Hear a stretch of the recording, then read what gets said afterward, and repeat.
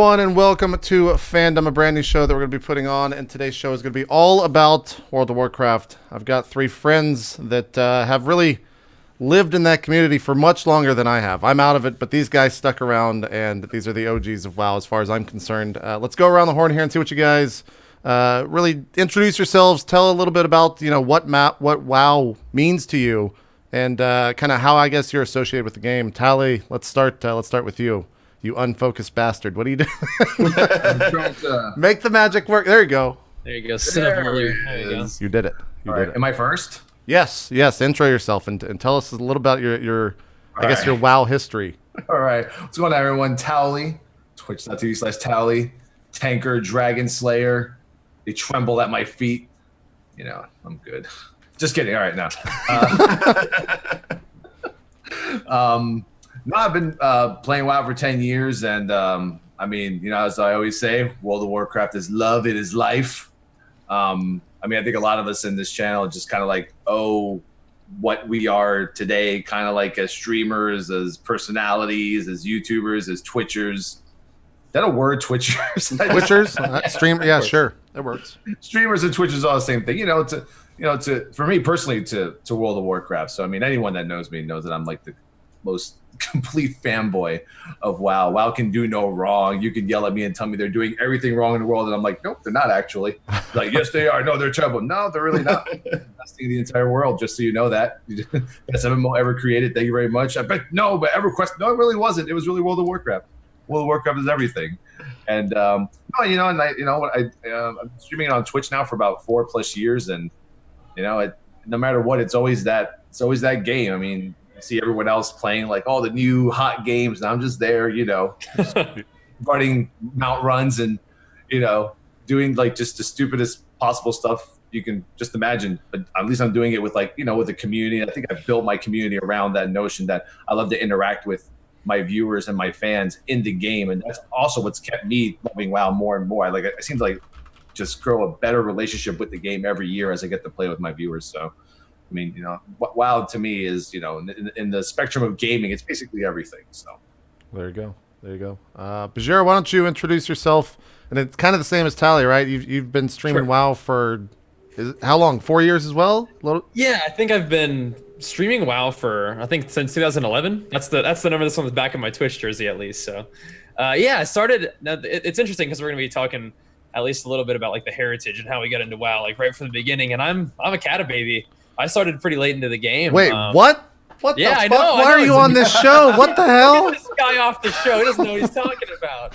We gotta change some stuff up. No, I didn't start in vanilla like everybody else, I guess. I started pretty much at the end of the Wrath of the Lich King, and finished my leveling 1 week into Cataclysm. But the game has always been a blast, and I was interested in the game before I actually played it. I remember watching lots of videos about World of Warcraft because I knew it was an awesome game. I just also knew at the time of my life, I was like, listen, I cannot be getting into a game like this. I got stuff I got to do. So, right. That's everyone's biggest fear about this game, right? That's the one thing people say. I can't play WoW. I got stuff to do. I got to take care of. I can't be playing WoW, dude. I've heard the tales, what it can do to a person. Exactly, so. Yeah, exactly. But now I was joking about that before the show. Now it's like, well, look, what can it do for a person? Well, it can provide a medium to express their personality and their creativity, and that's what I've been able to do for the time that I've been playing WoW. As I started a YouTube channel, which led me to really enjoying the content that I would make on YouTube, and then my buddy Rob over here, Towley, was like, dude, you got to start streaming, man. Streaming's a lot of fun. And I was like, all right, well, tell me a little bit about it. He's like, well, you got your gameplay and you got your chat. You got to interact with the viewers. And that was always the thing that got me the most excited about posting YouTube videos was reading comments. And for a long time, I would go through and I would respond to literally every comment. And luckily for me, I guess it's a good problem to have that I cannot respond to every comment right now, or I wouldn't be able to do anything else. That's a good problem to have. Still appreciate the comments. But anyway, I was able to interact with my viewers in real time on the stream, and I was like, man, this is amazing. I loved it. I absolutely, as soon as before I started, I knew that YouTube was something that I needed to do, whether it was going to be for a career or otherwise. I just needed to do it for myself, something creative to do and something fun. And the streaming thing, they fit together really, really well. just building a really good relationship, building a really good community with my viewers. And it's been something that I've been able to continue to do and have progressed into being able to do that for a living, which is something I'm tremendously grateful for, both to my viewers and to the game of World of Warcraft for sure. So, I started late, a little bit late into the game, but in terms of, how things have gone, I couldn't really have asked for it to have gone any better. So Well, there you go. definitely got a lot of love for WoW. There you go. And last but certainly not least, have you been growing the hair since WoW came out? Is that what's going on now? Yeah, I was thinking I was going to make a joke about how I started playing in beta, and that was also the last time I got a haircut. Yeah, I beat you to it. I thought of that joke 2 days ago. I've been sitting on it. We got it. There you go. We can close the show. Very nicely done. But yeah, I'm Josh Allen, aka Lore. This game is basically my life. Like, everything around my life basically revolves around World of Warcraft. I started playing. I was a Blizzard fan for ages, like way back to Orcs and Humans. And I started, I was playing the hell out of Warcraft 3. And I was really getting into MMOs back in around 1999, 2000. And I was playing Anarchy Online at the time. And then I heard Blizzard was making an MMO. And I was like, yeah, everyone freaked out, right? Was that I think that was a general reaction because Warcraft 3 came out in was that 99? That might have been that same year. 99 or 98. Yeah. Something like that, yeah. And everyone was just the biggest Warcraft fanboy at that point. And then it's like, yeah, we're just going to make an MMO. No problem. Why not? Go ahead and drop it out there. Yeah. Yeah. So yeah, I started playing WoW. I got into the stress test event. So I was playing during the original beta. Played just constantly since then. I've had active. It's on my desk at work. Or else I'd show you my statue. I got the 10-year statue not too long ago. I'm pretty proud of that. Nice. Nice. Yeah, it's exciting. So now I have a little tiny one that sits on my desk. I can go outside and look at the really big one if I want to.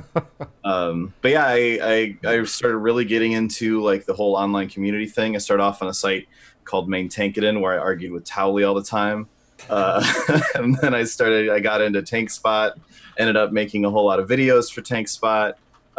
Just kept growing and growing and growing that community there. And then eventually went over to Blizzard as a World of Warcraft community manager. So it's all kind of come full circle for me, just looping back in on itself. And now I'm basically doing for a living what I used to do just because I enjoyed it. So it's really, really cool. I do have to, just to make everybody in charge of up the chain at Blizzard happy, I have to make sure that I point out that I'm here I forgot about that. on behalf of myself, not as Blizzard.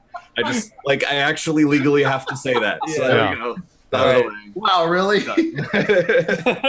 It has been recorded. They're like, check, let's go, guys. All right. Yeah. Also, we should also state that is not why we're not here to ask Lore questions. Blizzard's stance on whatever, because that's not why he's here. We're here to just seriously. The show, the idea behind the show, to speak to that a little bit, is basically we just want to talk about WoW, nostalgia the fuck out about it, circle jerk on it. We're all super passionate about the game at one point. Maybe not so much me anymore, but I guess my history is the first show I ever did was called Arena Cast back in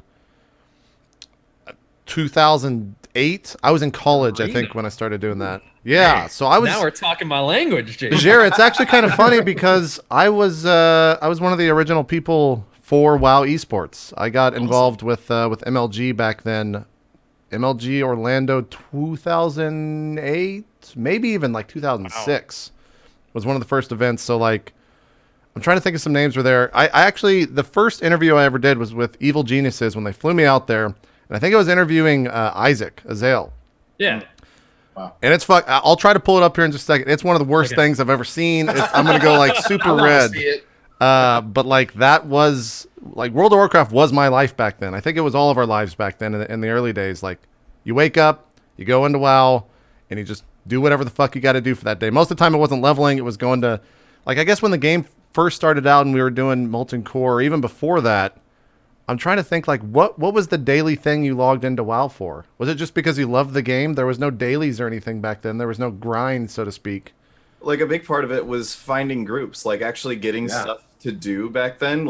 You could play for 6 hours and not actually do anything because the entire time you were trying to get a Stratholme group together. Right. Oh, that's right. Yeah, apart right at the last minute. Yeah. Fuck. Yeah, like you're trying to put together like an Ubers group and just like working it out. Like especially if you weren't in a guild or if your guild wasn't really active in the evenings and you were just bored on a Friday, you're like, all right, let's get a group together. You know, get in chat, get the group together. And you needed 15 people for Uber, so it wasn't. Yeah. And once you actually got 15 people, then we all had to meet there. We all had to group up, give assignments, and it was like literally from the point where you started an Ubers group or a strat or any kind of group, you would literally start pulling probably like an hour and a half later. Yeah. Yeah. And then the dungeon itself was like another 3 hours. Yeah. And if it fell apart, it was a whole another like couple of hours of trying to replace people. Well, got to port back to the main city. Let's get some more people. I think even before like jumping into the live game, this cutscene, at least for me, is like everything. 'Cause this is like where it started, man. I've watched this thing 400 billion times before the game came out because I was like, I'm gonna be that hunter. I want that bear pet. Were you really a dwarf though? No, I guess we'll start out like, what was everyone's first character in race when you played the game? Because I played in beta and I was an undead priest, but that's not what I played at launch. In fact, I didn't even play at launch because I thought the game was not that good, which is really interesting too. But Tally, what was your first character like at launch or even in beta if you played then? Warrior, human warrior. I had to go as cliche as possible because I never knew anything about MMO, so I didn't even know what I was doing. So Wait, WoW was your first MMO ever? Yeah. First, because before that, I was just a hardcore like FPS player. Like I played competitive Team Fortress Classic, and and I always tell the story that I was always one making fun of my friends at work because they were all in the beta, like the stress testing, like Josh was in. Nerds. Yeah, I swear to God, like Yeah, I was in the beta too. It was awesome. no, they would be talking by the water cooler. Oh man, did you see what they added to the warrior? And I'm like, look at you orc bitches talking over there. I would literally call them little orc, like little orc bitches, night elf fuckers. Look at you guys over there. You crazy. And that was that one day where my friend invited me to his house. He goes, come on, you gotta come over to my house, play this beta for this game, tell me what you think. And I never looked back. Like and then every week after, they made fun of me. They were like, "Oh, bitch, coming in on here. What are you already?" Like, yeah, they were making fun of me for it. But it was a human warrior, very cliche. Human warrior. Laura, what about you? Was when you played in the alpha or the beta, whatever it was? Yeah, when I played in beta, I was playing a troll shaman, and I was. Oh my god, you were a troll! Oh. Let me tell you about how I was a troll. I was my first raiding experience, like 40-man raiding when I was doing Blackwing Lair. I was a troll priest because reasons. Oh my god, you shoeless bastard! What were you thinking? Everyone was like, "Why are you a troll priest?" And I was like, "Shadow Guard, man, Shadow Guard." See, priest, bro. I was so PvP focused. I was like, undead, like we're just gonna go undead from the start. We'll go with that. And then when the game actually launched, I did not play because it came out in November of 2004, and I don't think I started playing till probably January. And then, like a fucking idiot, I started a druid. And if you knew anything about launch World of Warcraft, druids were the worst. There was nothing good about druids at all. They were pretty terrible, yes. Absolutely. I was just starfalling for days, and that's it. That's all you could do. It was so bad. Your job was to have innervate. Yeah, it was. There was 2 druids. The only thing we were good at was dueling. That's all we could do well, is duel. Back in the days, but I think since then I've played pretty much every other class. But Bajir, what did you start off? Was it warrior as well? All right, Lore, turn off your Blizzard ears, okay? Okay, so my first ever experience with World of Warcraft was my friend who played in his uncle's account. And then I played on his account. So we would hang out together. And the very first experience I had was him sort of be like, look at this awesome game. My uncle is like destroying his life over this. It's like, oh God. What is that? This is so awesome. Check it out. How much he doesn't go to work ever. It's like, oh. So anyway, I made a character on his account just to play around. I think I got to like level 7 or something, but it was a Tauren warrior named Delitax.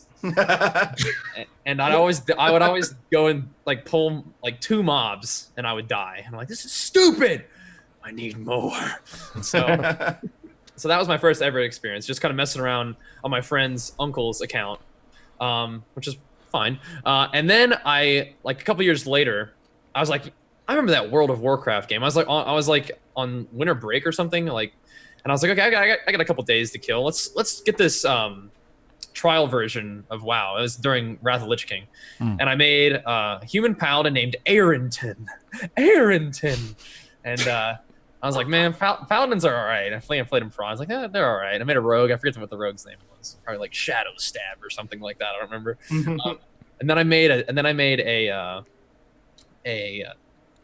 little dwarf warrior, and his name was like Balthor or something like that.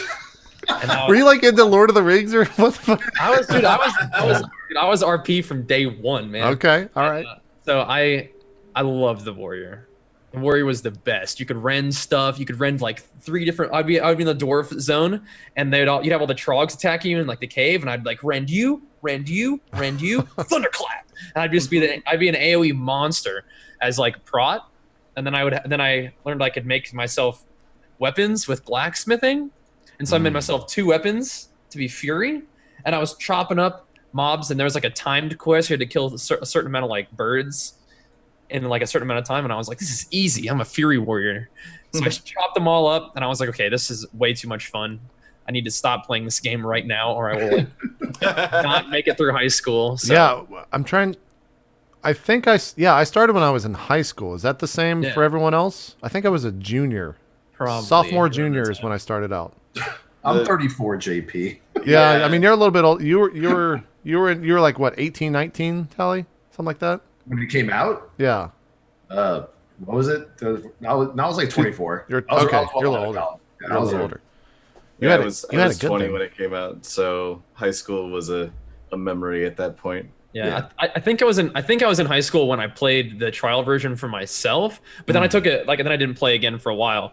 But then when I was in college, I was playing Dota a lot, and I was like, wouldn't it be cool to keep your character after the Dota match ended? I wish there was a game like that. See, that's funny because that's how I describe Dota people. It was like, what if you could play WoW, but it was only 60 minutes, and you would go to max level in 60 minutes? That's how I described WoW was the opposite, or Dota was the opposite. So yeah, so like you farm up all this gold, you farm up all these items, and you're like just absolutely pub stomping people in Dota, and then the game ends, and you're like, oh man, I gotta do that all over again. But I was like, there's a game like that. It's World of Warcraft. So World of Warcraft PvP was my love right from the beginning, but it was kind of because of Dota. But anyway, I decided, I was like, I remember calling my mom. I was like, Mom, I've had a vision. I know what I must do. I got to start a YouTube channel and start playing WoW. And I'm being silly about it now, but like really, I had like. Did you have that much vision from the beginning? Yeah, it was like a shimmering thought. I was like, this is something I need to do, because I was watching YouTube videos and I was watching sort of the growth of gaming on YouTube happen, and it was like a wave. It was growing, and I wanted to be part of it. I thought it was awesome. I liked watching YouTube videos. It got me really excited. It got me really inspired, and I was like, I was watching PvP videos, and I was like, if I could make a PvP video that makes someone else feel the way this video makes me feel, gets me all hyped up, I want to do that.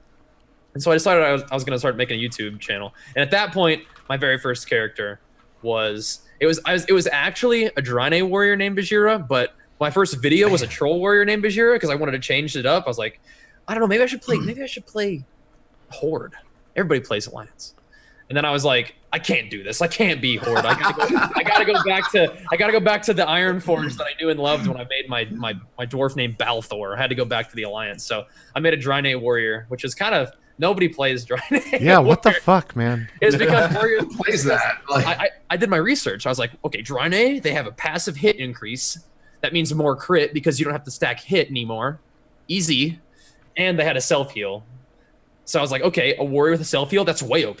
I'm doing that. Plus, third, they looked like Archimonde. Like, people are going to tremble in fear. And they were also the biggest. I put a lot of thought into this. They're also alliance? the biggest Alliance character. So I figured if I was, doing my big old, my Draenei trundle around the battlegrounds, Be imposing. healers would be like, I'm healing that guy because he's the biggest. There you go. I put a lot of thought into this. But yeah, my first real character that I really played was a Draenei warrior named Bajira. That's the warrior we know today. So he's human.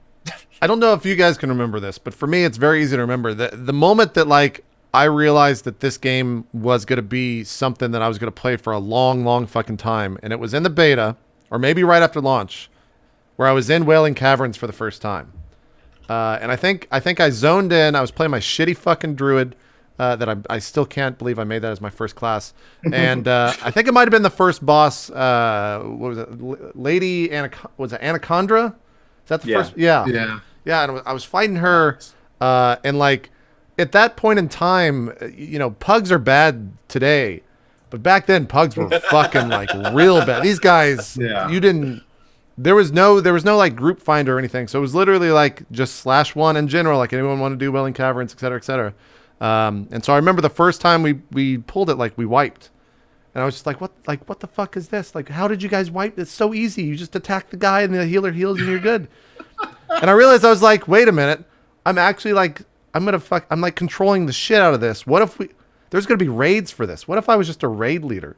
Like, what if I got really into leading people in PvE content? I was like, well, I'm hooked then like right then.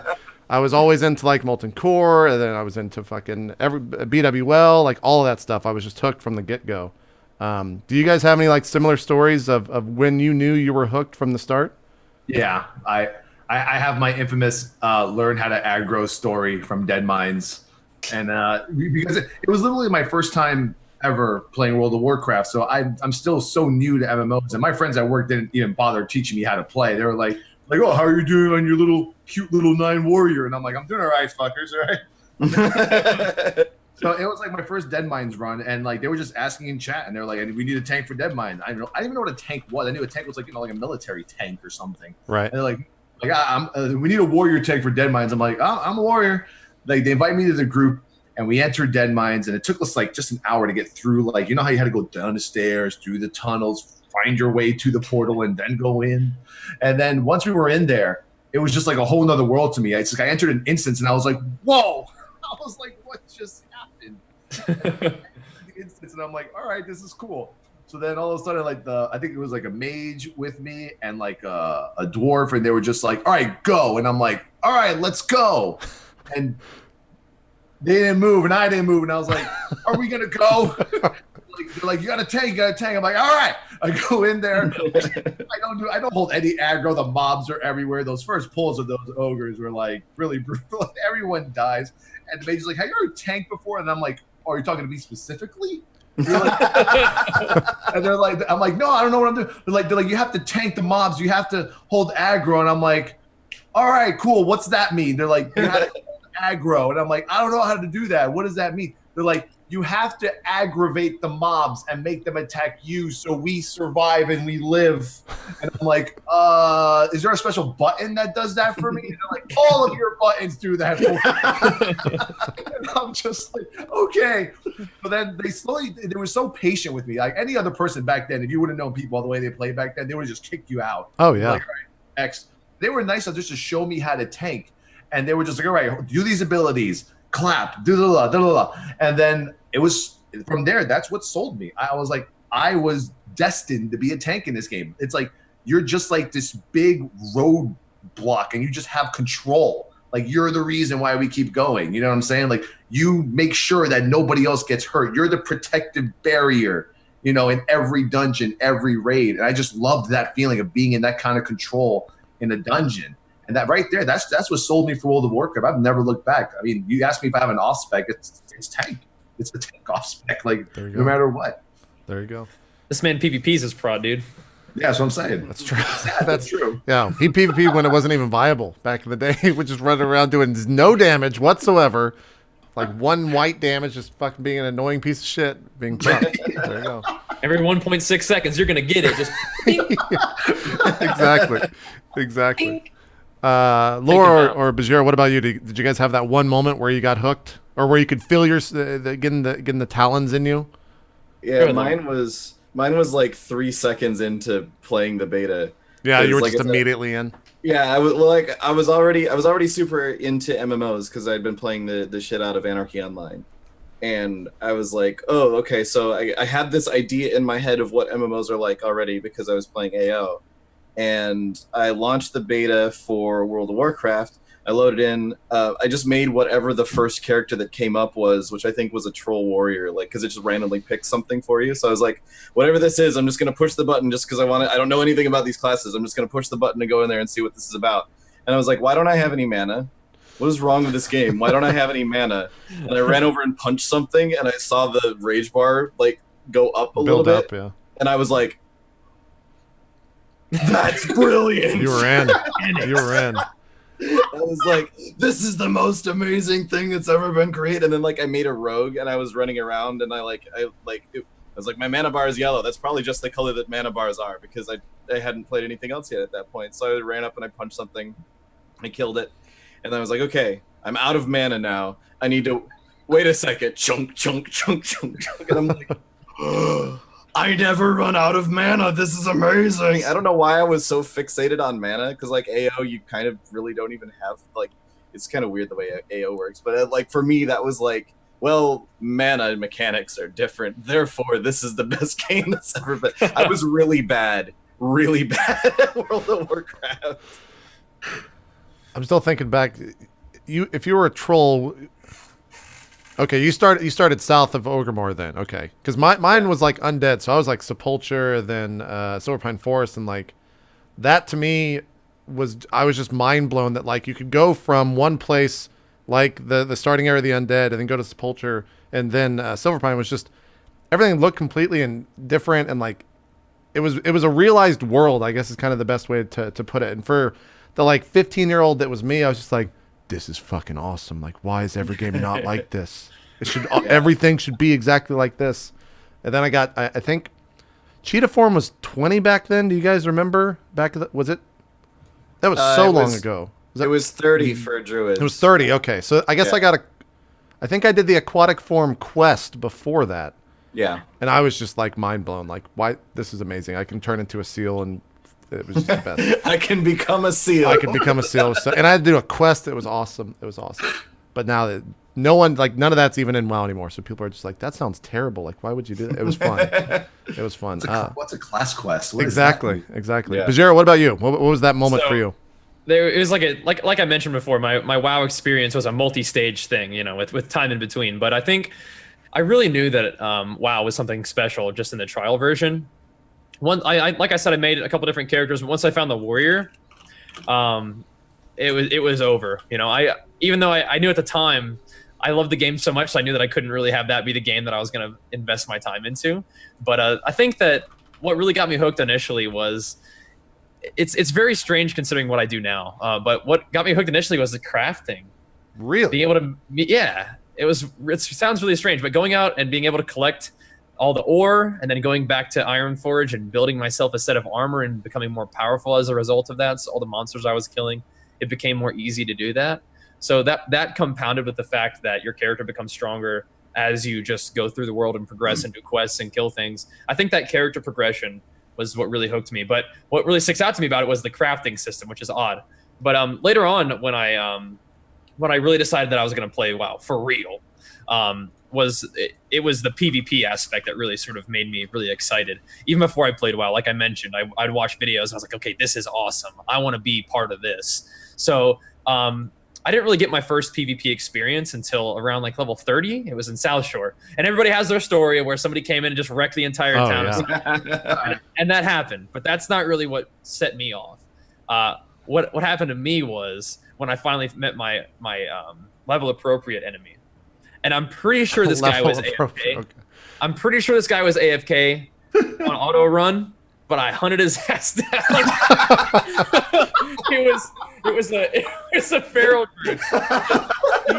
Peacefully galloping his way, from Darren Mill across South Shore. And I was like, target acquired. I got the most intense tunnel vision I've ever gotten. Like I could only see this much. And it was like I charged him and I was chopping him up. I was a little Draenei Fury warrior. I was so proud when I got my first honorable kill. Like I felt like I was like the just most hardened, warrior in the universe because I had like 20 honorable kills. And I was like You're tracking each one of them. I remembered them all. I was like, yeah, I was the terror that lived in the little Yeti cave. Every time I logged in. Oh God, fuck that Yeti cave so fucking bad. So terrible. Holy I shit. spent a lot of my time just camping at level 30 or so because I had two weapons that they were broken weapons and you could get a blacksmith to repair them and they became a blue weapon. They looked like katanas or whatever. I had two of those bad boys. I was super geared for level 33, and I would always I would sneak around. I'd be like, are the Yetis dead? Because if the Yetis were dead, someone's there. Oh yeah, exactly. And I'm like, oh baby, it's about to go down. So I would get in 2v1 situations where people were leveling with their friends. They're level 27. I was level 33 with 2 blue swords, as I mentioned. So those guys got diced. You wrecked them. And then I'd get out of there before they started calling in their level 50 friends or whatever, level 60. 60s didn't usually swing by, it's level 50 or something like that. So I would be piecing out of there. But I loved that experience of getting in a world PvP zone and attacking other players and fighting them and having sometimes other people would join the fight. Oh my gosh.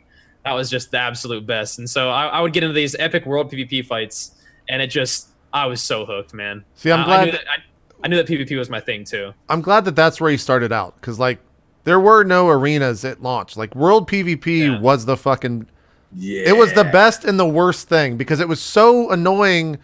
Because this is how it started out. It would be exactly like you just described, right? One guy fighting the other person, and then the person that died be like, "This fucking guy just killed me, man. You got to get over here." And then 5 minutes later, someone else would show up, and then it'd be a 2v1. And then the guy that died the second time would be like, "Oh fuck, dude! Someone from the Lions, this clan just showed this fucking guild. You got to get over here, man. It's now a guild." And then it turned into Torn Mill versus South Shore, and that's probably one of the most iconic things I think of Vanilla WoW when it comes to PvP. Yeah. And I think it really is probably responsible for if when you go to a BlizzCon, there's a reason why they're like, can we get some Horde people to scream, but then people fucking lose their mind? Can we get some Alliance people to scream, and then people fucking lose their mind? And all the Alliance are wrong. Do what? I actually lost my voice from doing that last time. Screaming? Well, yeah. I mean, that's what you do at BlizzCon. It's worth. Yeah. But yeah, South Shore versus Turn Mill, man. I probably spent upwards of 5 to 6 hours a day doing nothing but just killing people for no reason, because there was no reason at the beginning. You just killed people because you hated them with a passion, because they were on the other side of the line. I used to. That's what it was, man. So my first character, once the game actually came out, so I played the Troll Shaman in beta. Then the game came out. My first character was a Tauren Warrior, and because I had played in beta enough to know that every Night Elf at some point had to make that stupid ass run from all the way.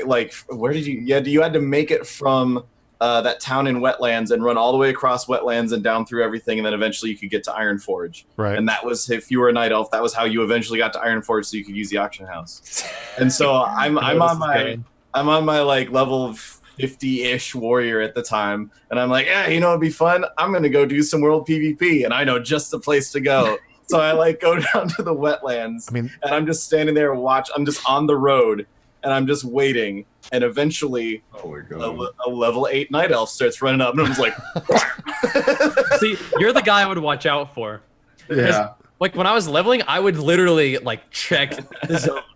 I'd be like, "Okay, where are the Horde at, dude?" Because I know that they're waiting to assault me. Right. So I'd be riding through like a pass, and there'd be hills up on the sides, and I'd be like, they're just waiting to jump down on me. I was super paranoid when I was leveling, because I was that guy who would sit up on the top and gank somebody else. Nice. So I just figured. So getting so into the game like that, that was so cool, man. This video, this is so. No, this is the original. I found this just now on YouTube. There's a huge treasure trove of shit like this that 2004, 2005 PvP at Terran Mill. Bodies, man. The frame rate in this video is impressive, because everybody was running the game on potatoes back then, and then also having to fraps it. No, that's why this is so powerful. Pentium 4 right here. I'm just I could just watch this and not even talk. It'd be great, because it's just, you can see the lines form in PvP, which is what happened and still happens today. No one crosses that line, and then someone will inch up a little bit. And then they're like, is this?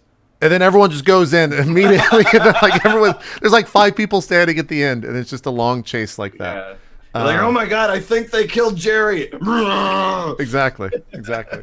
See, I enjoyed the PvP in vanilla. That's where I enjoyed it the most. But whereas a lot of people enjoyed the whole Terran Mill versus South Shore, I enjoyed the PvP mixed with the PvE aspect. Like we used to have like huge wars for the world dragons because a lot of yeah. skills, Oh my god, I forgot about that. I gotta find. We needed like special like nature resist rings off some of the dragons, do some of the bosses.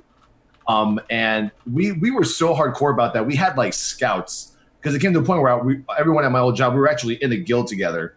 And we were waiting for World Dragons to come up. We actually had my managers, I think it was like his smaller cousin, on vent with us while we were working and typing away, looking out. Poor little guy. He's just there was the Ashara dragon, right? Yeah, Zergos. Yeah.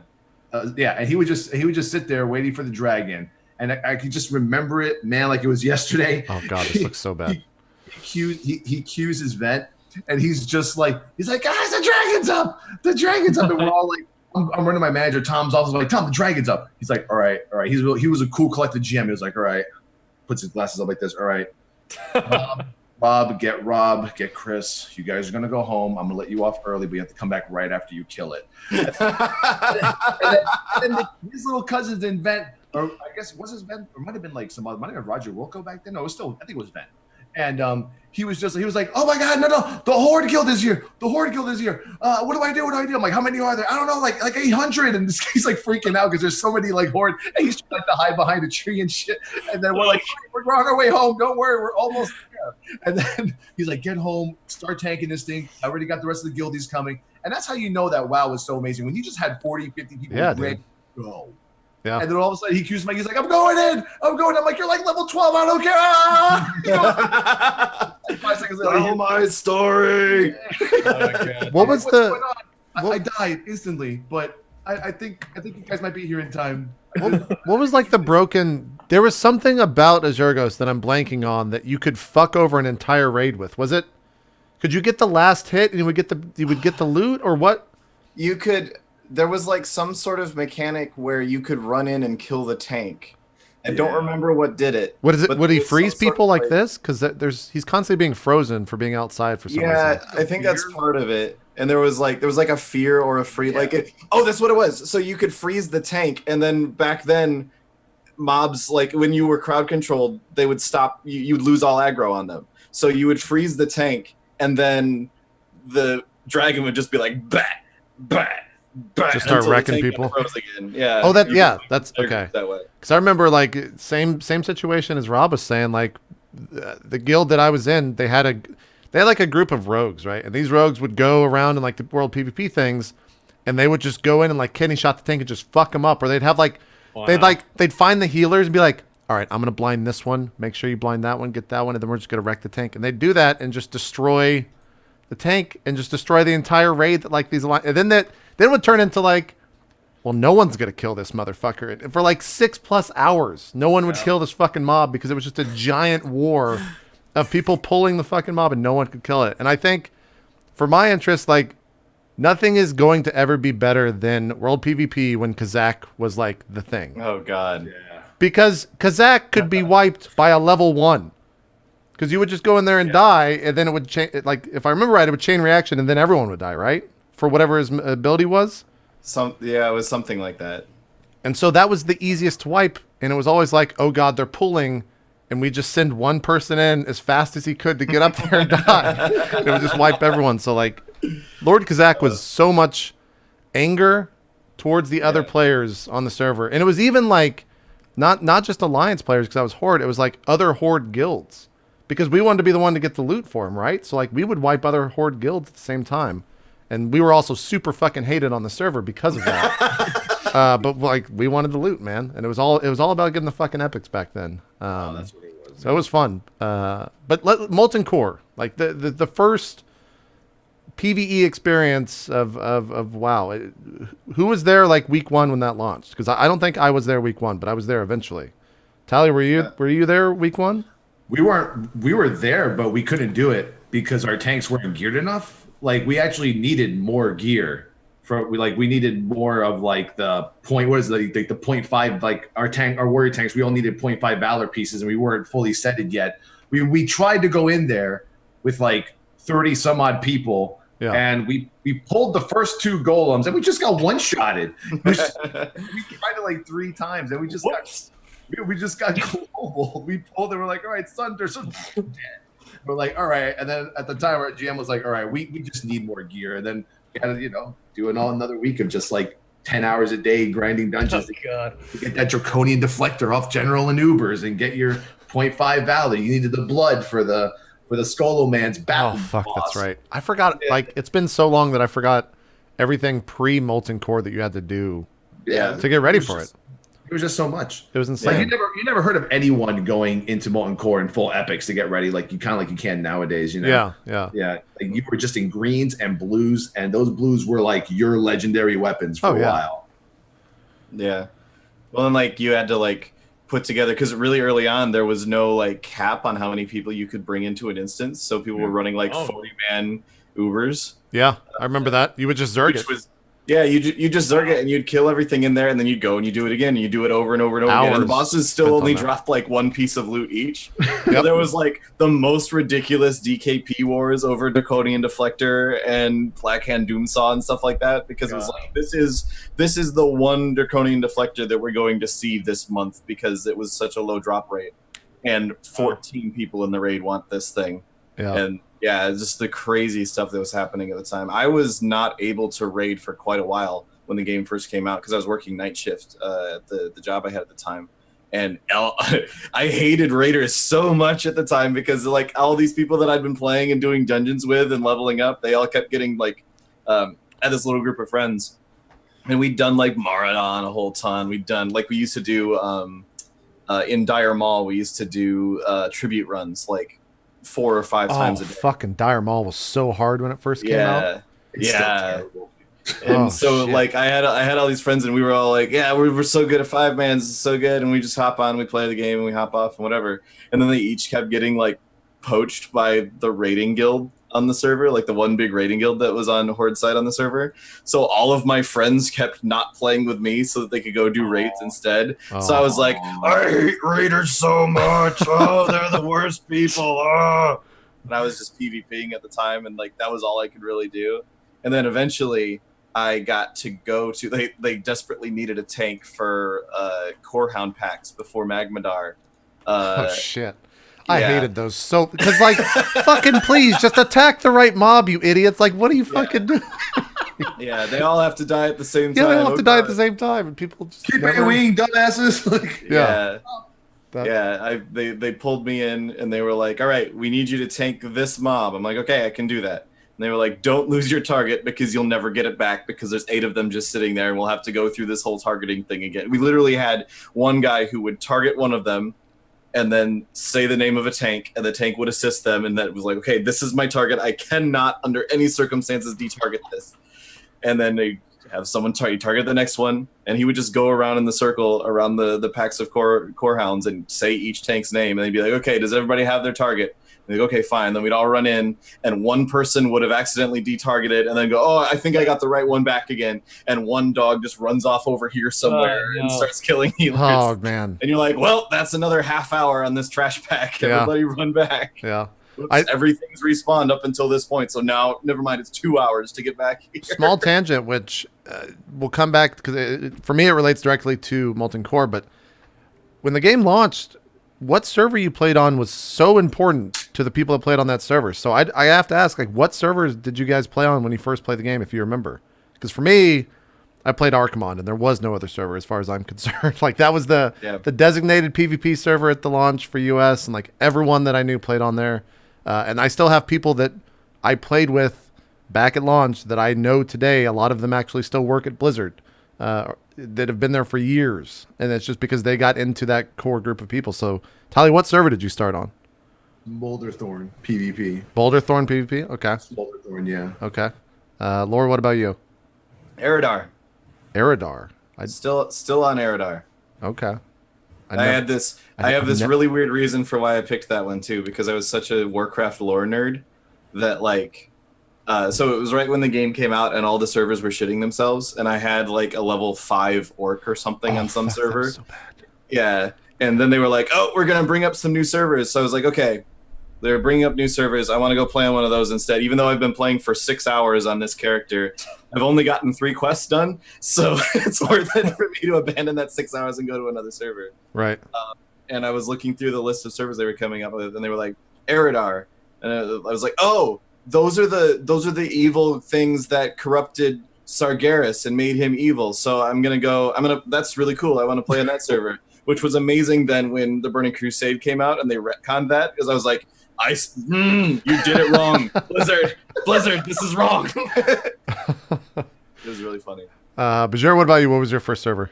I started on Darkspear PvP, baby. Okay. It's been there ever since. Because during the time that I was sort of checking out YouTube videos, it seemed like a lot of the people who were making YouTube videos and were doing the PvP thing were on Darkspear. It seemed like a pretty cool server to be on, and picked that one. And I sort of got to meet some people that were interested in PvP, and I sort of got to build myself up a little bit of a PvP rep. There you go. That's what it was back then, man.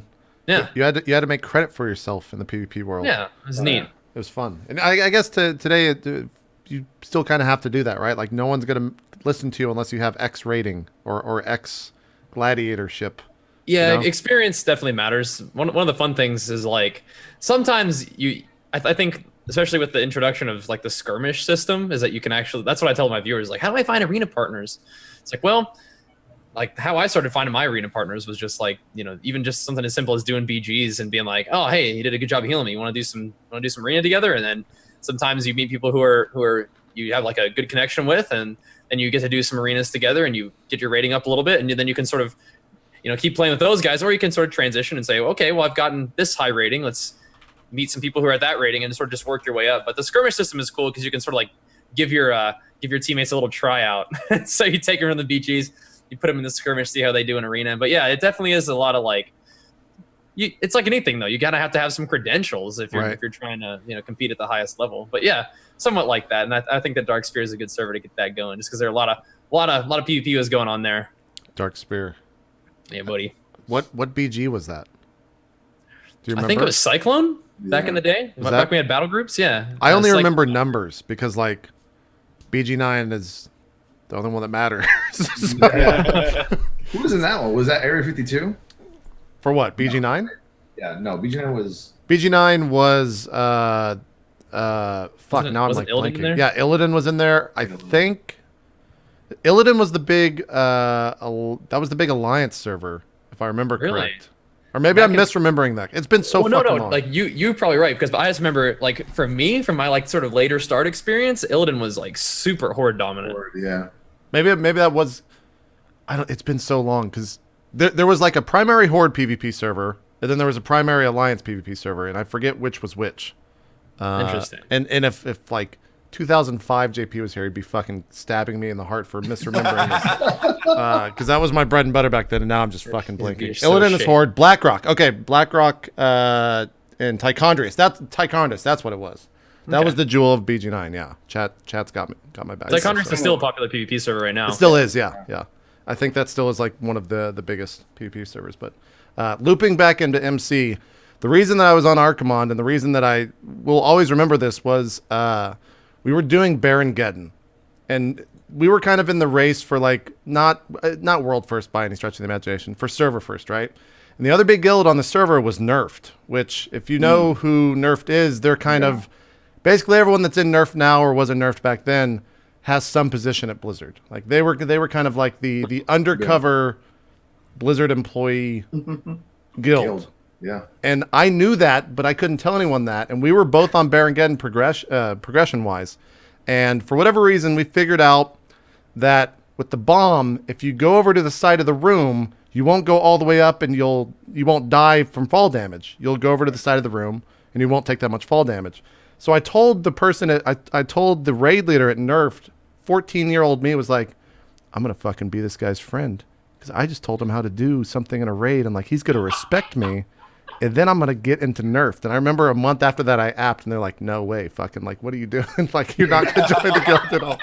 But that was, like, my shining moment when I was 14 or 15, was, like, finding that strategy out when in a world where, like, there was no tank spot, or I'm trying to even think, like, there was no forum where people went. There was no Reddit or anything like that would have all these strategies housed, at least at the very start. So, like, for me to figure that out and, like, help the raid and then to help Nerf with that, I was just like, this game's fucking incredible. And ever since then, I've just always been hooked on, like, finding that stuff. But, yeah, Molten Core was a fun experience. Was anyone on Was anyone on their guild's first rag kill? Yeah. You were in there? Yeah. How long did you wipe on rag? I don't even remember. It didn't even seem like it was that long because I think once we were at it, there were a couple of other guilds in our server that were already like on the next raid. Like, we didn't actually BWL? start, Yeah. yeah, they were on BWL. Our guild didn't actually start catching up to the other guilds until about AQ40 because a lot of people were just stuck on AQ40 for a while. Yeah. So we got a chance to catch up. But yeah, I mean, it was a lot of attempts. It wasn't like Ragnaros and Firelands kind of attempts, but I don't know. I think back then Ragnaros was just like a bigger than life kind of boss. You know, nowadays, like he looks so small when you walk up to him, probably because you can zoom out 100 times now. Yeah. Before, all you could just see, I was like a warrior, and I'm just trying to pan my camera all around to see if I could just get a look at him. I'm going like this. It was. I mean, what does it even look like? I can't see the whole boss. Holding in his hand. It was so cool seeing the flavor speech and like the summoning of rag. But when you're a progression guild, seeing that for the 50th fucking time was the most infuriating thing because it's like, all right, we're going to pull. All right, guys, wait 1 minute. We'll be back. And then you'd have to just sit there and just wait. And then you would pull and like someone would fucking die in the opening seconds. It was like pivotal to raid. Like, go ahead and reset the raid, guys. We're going to have to call a reset. It was so infuriating. It was the worst And thing. then you all had to zone back out, go back into Ubers, mind control to get the fire resist buff. Yeah, if you were hardcore, you were doing that. Yeah, that shit was Hell fucked no. up, man. People, I wish Hell no. that stuff was crazy. Pointing out that There's dark no iron gear. way. I need You that had, shirt. to, you had to make sure there was someone who stayed zoned in the entire time so that the trash didn't respawn. God. Dude, I get annoyed about PvE today. Like, No, No PvE way. back then was like on another level. Like as someone who was PvP centric, I fucking hated when shit like that would happen because you had to do everything that Laura just said every single fucking time. Yeah. And when one person, like, in a world where it was 40-man raids back then, and in a world where there's 39 other people and you're that one guy that messed up, you hated yourself. Like you wanted to fucking just disappear because in Ventrilo, the other 39 people just wanted to stab you in the fucking back and never see your face again because you caused a wipe. We had people who would cause a wipe on Ragnaros. Like there was one guy who just G-quit, logged out, never saw him again. Yeah. oh my god. Because it was embarrassing back then, wasn't it? Like back then, like I hope he's you know, okay. Like, what if he just never recovered from that? Yeah, it's like yeah, like raiding back then could kind of traumatize you because it was like kind of like the first raiding experience for like so Oh, many it was. people. You were nerve wracked, dude, the entire time. Yeah, like any bosses back then, you were like, I mean, I still shake to this day during mythic progression, you know, and it's like when you just cause a wipe, or even if close, even if like let's say you're close to killing a boss like Rag, you know, we had attempts where we were like at 5%, and then you know the Suns weren't like tanked in a power position, and they're all over the place just wiping everybody, and then like your guild leader just a big long sigh, and you're just like, I just wiped us. And we almost killed it for the first time. I'm gonna go curl in the fetal and cry now. To go back to Baron man, if you fuck that bomb up, you're sure everyone in that raid is just gonna shit on you for the next 5 minutes because all you do is run over to that fucking wall and you fuck that up somehow. Like, how did you do that? What are you doing? Do you remember Cthulhu? And Yes, don't fucking step beam in front of the doorway. Don't step in front of the doorway, dude. Yeah, I was gonna get to AQ because that's a whole nother fucking world of shittery when it comes to fucking Cthulhu. But yeah, That walk back, man. we'll get to that because that was a motherfucker. I think Encourage over the entire thing there were so many things in that raid that were just a complete piece of shit. But BWL, what was your favorite fight? I remember I think just straight off the bat like Nefarian, that it was Nefarian awesome. was so cool. It was so cool. It was so great. Like nowadays the class mechanic. Honestly, even nowadays the class mechanic, or the mechanic on Nefarian is still like it's not something we've really seen much of since then. Where it was like he's going to pick basically a random class that you have in the raid. He's going to do something in particular based on that class. So like if you were a hunter, God, I felt so bad for hunters because what would happen was he would just instantly break your weapon and then you would have that's to right. That's right. And so you had to have a about that. timer that was like, he's about to do the class call. Hunters all have to unequip their weapons. And I just have to imagine that like the class designer, the encounter designers were sitting there going, okay, all right, so priests, what should we do? Okay, well, when they heal people, it actually does damage instead. Okay, good, good. That's a good mechanic. Okay, Warriors, what do we do? Well, he just uses intimidating shout and fears everybody. Okay, good. And then they're like, all right, but what about hunters? And the one designer was just like, fuck hunters. That's why hunters have to roll in every weapon because they just break it, right? Yeah. So they have like 30 weapons in their bags. Like, that's fine. That one's broken. I got another one. I need We're good.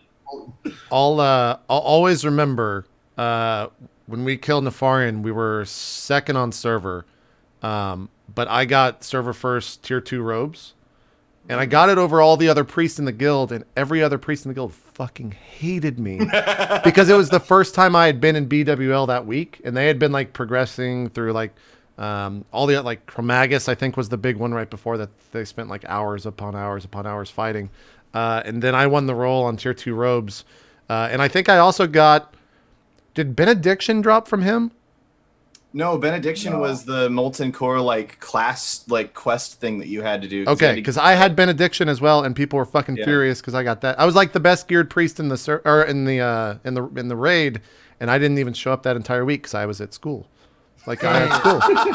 Kick him out of the guild. Offline. They just hated me. Get him out of here. Hit and run. I also remember the first time we killed him, we got server first Ash Candy, I think. And that, I mean, even today, like that is, for my interest, that's like the best weapon in the game. It looks, it's always going to look the best.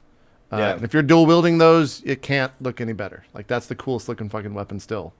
But Talia or anyone else, like any BWL experiences that you remember fondly or horribly?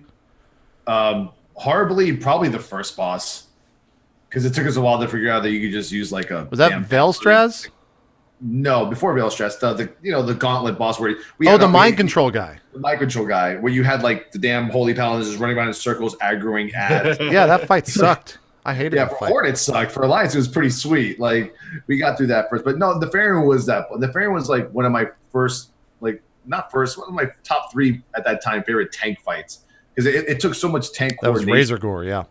Yeah, that Razor Gore was the first one. But yeah, Nefarian was a great encounter. That was probably my best up until that point. That and Razor Gore, just because before we found out about the kiting around, it was a great like ad tank kind of fight. It was great, yeah. I'll still remember. Everyone still needed their cloaks, right? Am I not crazy? Yeah. Like, that's right. You needed the fire resist cloaks, right? Yeah. If you didn't have the Onyxia? It was the Nixia. Yeah. Yeah. Like everyone just died. You just died. Yeah. You died from the breath, right? Yeah. You couldn't do it you couldn't LOS it either, right? I believe you needed the damn cloak. Yeah. Watching this Nefarian kill video from whenever this was is like I can't think of a game where I'll see a piece of gear like a sword. Like I see Dalrin's main hand on this fucking on this rogue, and I'm just like, I think that's Dalrin's. I'm just like, man, I can't think of a game where I can see an item and have so much nostalgia or so many things connected to that one piece of equipment of like people in the guild that I remember that were like they would always use that just because it looked so cool. I love when we're looking at these videos and like all you see is the feet. Yeah. You can't even see what you're fighting. Yeah, you can't zoom out. It was so massive back then. That's why. That's Bloodletter. Is that Bloodletter or Viscag? All the back pedals and the clicking their skills too. These are like the top tier raiders, and they're like Yeah. Like, That's the one from Oni. Okay, yeah, it's been so long. I don't remember any of that. Let's talk about Encourage, which for me might be some of the best memories because of the gates. The gate world event was something that I really have not seen like any other game do, and there were so many things that were stupid about it, but there were so many things that those stupid things did that just made for like amazing moments. For me, like there were vendors. It was our guild. We were the #1 Horde guild at the time because we switched server. We left Archimonde and went to Mugthul. And so we were the #1 Horde guild there, but we were also against the #1 Alliance. And it was basically Horde versus Alliance in the entire thing of like who could open it. Because there was only one person that would actually get the mount or whatever for AQ. Yep. And so when the quest was going on, because it was this long fucking epic quest, there was a vendor in Undercity, or a NPC rather. And you had to go, both sides had to go and talk to him. Or no, I'm sorry. It was actually it was like a book or something that you had to loot on the ground. But we discovered if you ran level 1s and died on top of the body, that the other people couldn't loot it. And the bodies wouldn't disappear unless you rezzed. So we got the book first, and then we stacked like 100 bodies of level 1 on this item, and the Alliance couldn't loot it. And they were making characters and coming on our server and coming on our site and just like lighting us up. And like the tells that I got for doing this were just some of the most like the craziest shit I've ever had said to me on the internet for what we were doing, because they couldn't fucking move forward because we were just camping bodies on this little thing. Wow. That type of stuff is, and then like, of course, you just had these giant fights in what was that fucking the bug zone? Silithus? Yes. Yeah, you just had these giant fights in Silithus. So and there's so many more things like that. Like I can't remember all the steps to that quest, but just the griefing was insane for that type of stuff. That whole event was so memorable, but I think because it was so broken, like there was so much that broke about that thing. Like, oh yeah, as soon as it got to the part where they're gonna summon random thing like crystals out in the world or whatever, spawn a whole bunch of silithids around it, and then you'd walk up to one and you'd find 5 people running in place because they've crashed. Yeah, they crashed and it's so laggy. Going on. Yeah. I'm watching this. I haven't seen the cinematic. Armies have been assembled. Wow, this is so old, man. This is so old, yeah. This is like something somebody would make with like just machinima in the game, you know? I mean, that's what this is. Like, that's what they just did. They ran through all that. But you look at the cinematics now, and they're like, you know, movies, something that you'd see like on a movie theater. And it's pretty epic. It's interesting. As a YouTuber, this is the kind of stuff, you know, that you wanted to that's capture. how it all started. Yeah, you wanted this stuff. This is the sort of video that, like, at the time, you'd watch this and be like, oh, this was such an amazing video that they put together. They're so good at making videos. And nowadays, you're kind of like, you watch, like, if someone came out with this video nowadays, you'd be like, oh, good try. Yeah, I mean, it's still cool. It's still certainly cool, yeah. But it's just like just how far just YouTube has progressed in terms of the quality of content. Like nowadays, it's like, oh, you're not using free Farsight, so you're just basically a scrub, and you should be making videos. I totally forgot that. Didn't they have? They had like a website that tracked the top servers, right? And that's why I just said the realm Medivh was the realm that opened it. I totally forgot that it was like that. Yep. Fuck, PvP man. here was great too. It was that I like how that was like 5 frames. That was like 5 frames, and that shit. There were so many people. Like, look at this. It's like 3 frames. Find these fucking dogs. Is this like the actual official World of Warcraft video? Yeah, this is on Blizzard.net in their video list. Oh yeah, this is pretty cool. Fuck, man, that was the Gates of Encourage, man. And then we're not even talking about the raid. You brought up Cthulhu. Oh yeah. Guys, I have to admit something. I love the sigh. I'll be the first one to admit this, and it takes a lot for me to, because I shit on people so bad. But I was one of the people that died to the glitch. I was one of the people on Cthulhu that said that his fucking laser glitched, and it went like 1 frame ahead and then came back and killed me. And if you ever raided on Cthulhu, like, you know, you fucking hate me now, because I was that guy that caused those wipes in the raid. You knew you effed up. Yeah, I knew, and it was like I would look for it every raid, or every attempt, and I'd still die, and I would just get depressed. Like, I was actually emotionally fucked up because of that fight, because I was like causing the wipe of the raid. And then, not to even mention, there was one time I remember I died to the beam, and then I stepped foot over the thing and started the fight right after that in the next attempt, and I was just like, you know what, guys, I'm just replace me. I'm just bench me up right now. It's all good. I'm just gonna bounce. Like, this is rough. This is real rough. Well, correct me if I'm wrong. Like, they implemented the portals later on, right? To get back? Oh yeah, you had to run there the entire way. Yeah, like that was the worst part. Whole instance. That was the worst part about the Cthulhu wipe, is that if you were that one guy that just kind of stepped a little bit, because you had to run against the back wall and then get to your position. But if you just 2 yards to the right, yep, and it started. Everyone died, and then your GM was just like, really? And then it was literally 15 minutes to get back. It's funny because someone in the chat said that AQ killed my guild, and like, I'm pretty sure that was like one of the. When it first came out, Cthulhu wasn't even killable for like a month, or was it? It was a very long time. It just wasn't actually killable. Yeah, it was mathematically impossible. Yeah, you couldn't do it. But even before that, like some of the other fights, like Twin Imps, that fight was so good. It was my favorite fight of all time. Raid mechanic wise, that fight was so awesome. That's great. Feel free to reminisce, Tally. What was the? Tell everyone, Because some people just don't know what that like is. the Twin Emperors, like first of all, the tanks had a tank on one on each side, and one was like I remember one tank was just tanking them straight up, and the other one was just taking magical damage. And then at one point they would switch, right? They would just almost switch positions, so you had to have like the raid run from one side to the other, and then once you had to keep like running from one side to the other. At the same time, there's like thousands of bugs attacking you, and before they fixed the bugs were like the most OP mobs in the history. Oh yeah, like World of Warcraft. Like you had to use every CC in your arsenal to snare, root, whatever was available at the time, and it was just as a tank, it was such an exciting encounter. And Kalamador's Revenge is probably one of the most badass. I was about to say that right now. Like, and like you see it right there. Yeah, I saw that sword. I'm like, fuck, I remember that. That sword is so cool, man.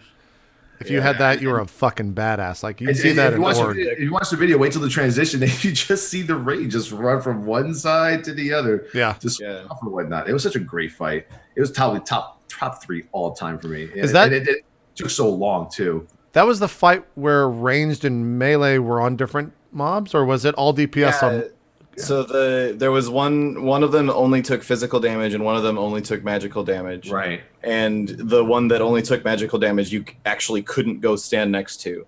I don't remember what it was. Like he did something that if you stood next to him, you took a ton of damage. So you got a warlock tank, the one that was you basically had warlocks trading aggro on the one that was which was, by the way, was crazy because he would like pick whoever was standing closest and then give you like, that's who I'm going to hit. Right. You had to make sure that the warlock was the one standing the closest, and every once in a while, like the tank wouldn't get out in time as they did the swap, or like some random rogue or whatever is just too slow getting out of there. So you're like, they're gonna switch quick, everybody run away, everyone run, and the tank is gonna jump out of there. And they're gonna run away right away, and then it would just go on to some random hunter or something. And you'd be like, great, that's another 10-minute run back.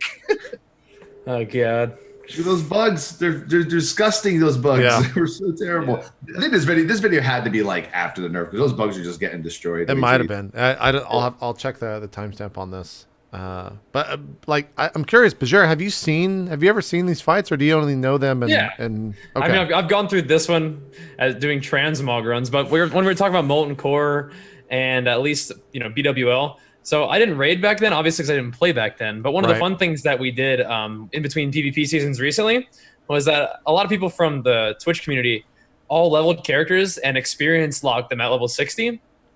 And then did all the progression and all the rating at level 60. But obviously, it's not the same. It's It's a much more polished game. Your characters are much more powerful. But I at least got to have some experience of what it's like to farm those dungeons for all the blues and then go do the raids for the epics. And we were raiding not as a 40-man. We were doing it like a 10-man. So it was challenging, but I still think it wasn't anything close to what you guys did back in the day. It's good that you were able to experience it, though. That's the important thing. It was super cool. We didn't get to do the full clear of AQ because the new season came out. We're like, okay, time to PvP again. Sure. But no, I definitely got to experience some of that from a low level perspective, which was neat. But it was a lot of fun hearing you guys talk about it, of course. But no, we got to check it out, and it was really fun to sort of get that grinding experience. But some of the things that weren't as fun were the archaic bullshit. You had to run all the way back. Yeah. All the way through Molten Core every time you died. And it's just like, even that stuff is always like, oh my god. Well, the funny thing too, when you first started out, if I remember correctly, the only way you could mount in there was if you had one of the bug mounts. Like I don't think you could use a normal mount. So if you didn't have a bug mount, you had to actually run the entire instance to get towards the end. And that was like a 10 guy. Yeah. Yeah. It was like a 6 or 7 minute run. We used to be like, okay, a mount has dropped. We're going to master loot this to a warlock so that we can have our warlocks be faster. They can run up there and then summon people. And then the warlocks would be like, God damn it, now I've got to farm soul shards. Oh, that's right. Farming soul shards was the worst. I forgot about that. I forgot about that shit. Man, it's the little things you forget that you did. Yeah. Like, oh my God, what? Yeah. I mean, it's funny because all these things, like, you're sort of remembering them as unpleasant, but I think that part of what makes something ultimately enjoyable when you achieve something is sort of having to grind, having to put a lot of work into something, even if the work is tedious. It's like, it's what you got to do. And then when you finally achieve that end goal, downing the boss, even after all this farming and running back to the boss, like that's the feeling that I think sort of locks it in because That's what in the drives moment, people, man. yeah, for in the sure. moment, none of that like tedious stuff is like, we're probably gonna look back on this and really laugh. It's gonna be really worth it. You don't really think of that at the time. You're like, do I really have to run back because this guy just stepped 2 Yeah. inches over the line and got This the whole raid motherfucker. lasered or whatever? This fucking But- piece of shit. Yeah, it's something to keep in mind. And that's something to think about moving forward. Is like, if you don't actually want things to get all that much easier in video games, you don't want to have things be handed to you because that it's like this is outside of WoW, but whenever you played your other games, like maybe Warcraft, for example, and you put in the cheat codes to be invincible, like, I don't know, that at that point the game loses a lot of its fun. Of course. Once you start putting in the cheat codes and everything gets easy, it's not as much fun. And once you do have absolute full gear, you're fully raid geared out, and you're like, well, what do I do now? Like, the game's not as much fun. Yeah. But that's why it's kind of important to sort of understand is like all these things that we're remembering, like, oh, that was the worst, is actually part of what makes the game so fun. Yeah, So- I'm reading through chat. People are like, hunter bag for ammo, but even before not having a hunter bag, you had to have ammo. Like soul shards for the raid. Making water is a fucking mage for the entire raid because there was no like refreshment table until. When did the refreshment? Was that the second? Was that? I think it was Wrath. Was that Wrath? That Yeah. was Lich King, yeah. Yeah. Mage table. Fuck, man. How, Up until why that didn't point, they put if that everyone in? wanted water, you had to trade with 40 mage. other people or 20. Even paladin tanks, we needed that water too, baby. You know what I'm saying? Yeah. I'm just looking. You guys can keep your water. I just got my rage potions. Yeah, making potions for rogues. Everyone's spamming all the things that they did that they hated, or at least remember. I still think the warlocks had it worse with the soul shard farming. Yeah. Like, that was just the worst. What is buying bullets and arrows as a hunter when they needed ammo in those stupid ammo pouches instead of bags? Yeah, I remember that.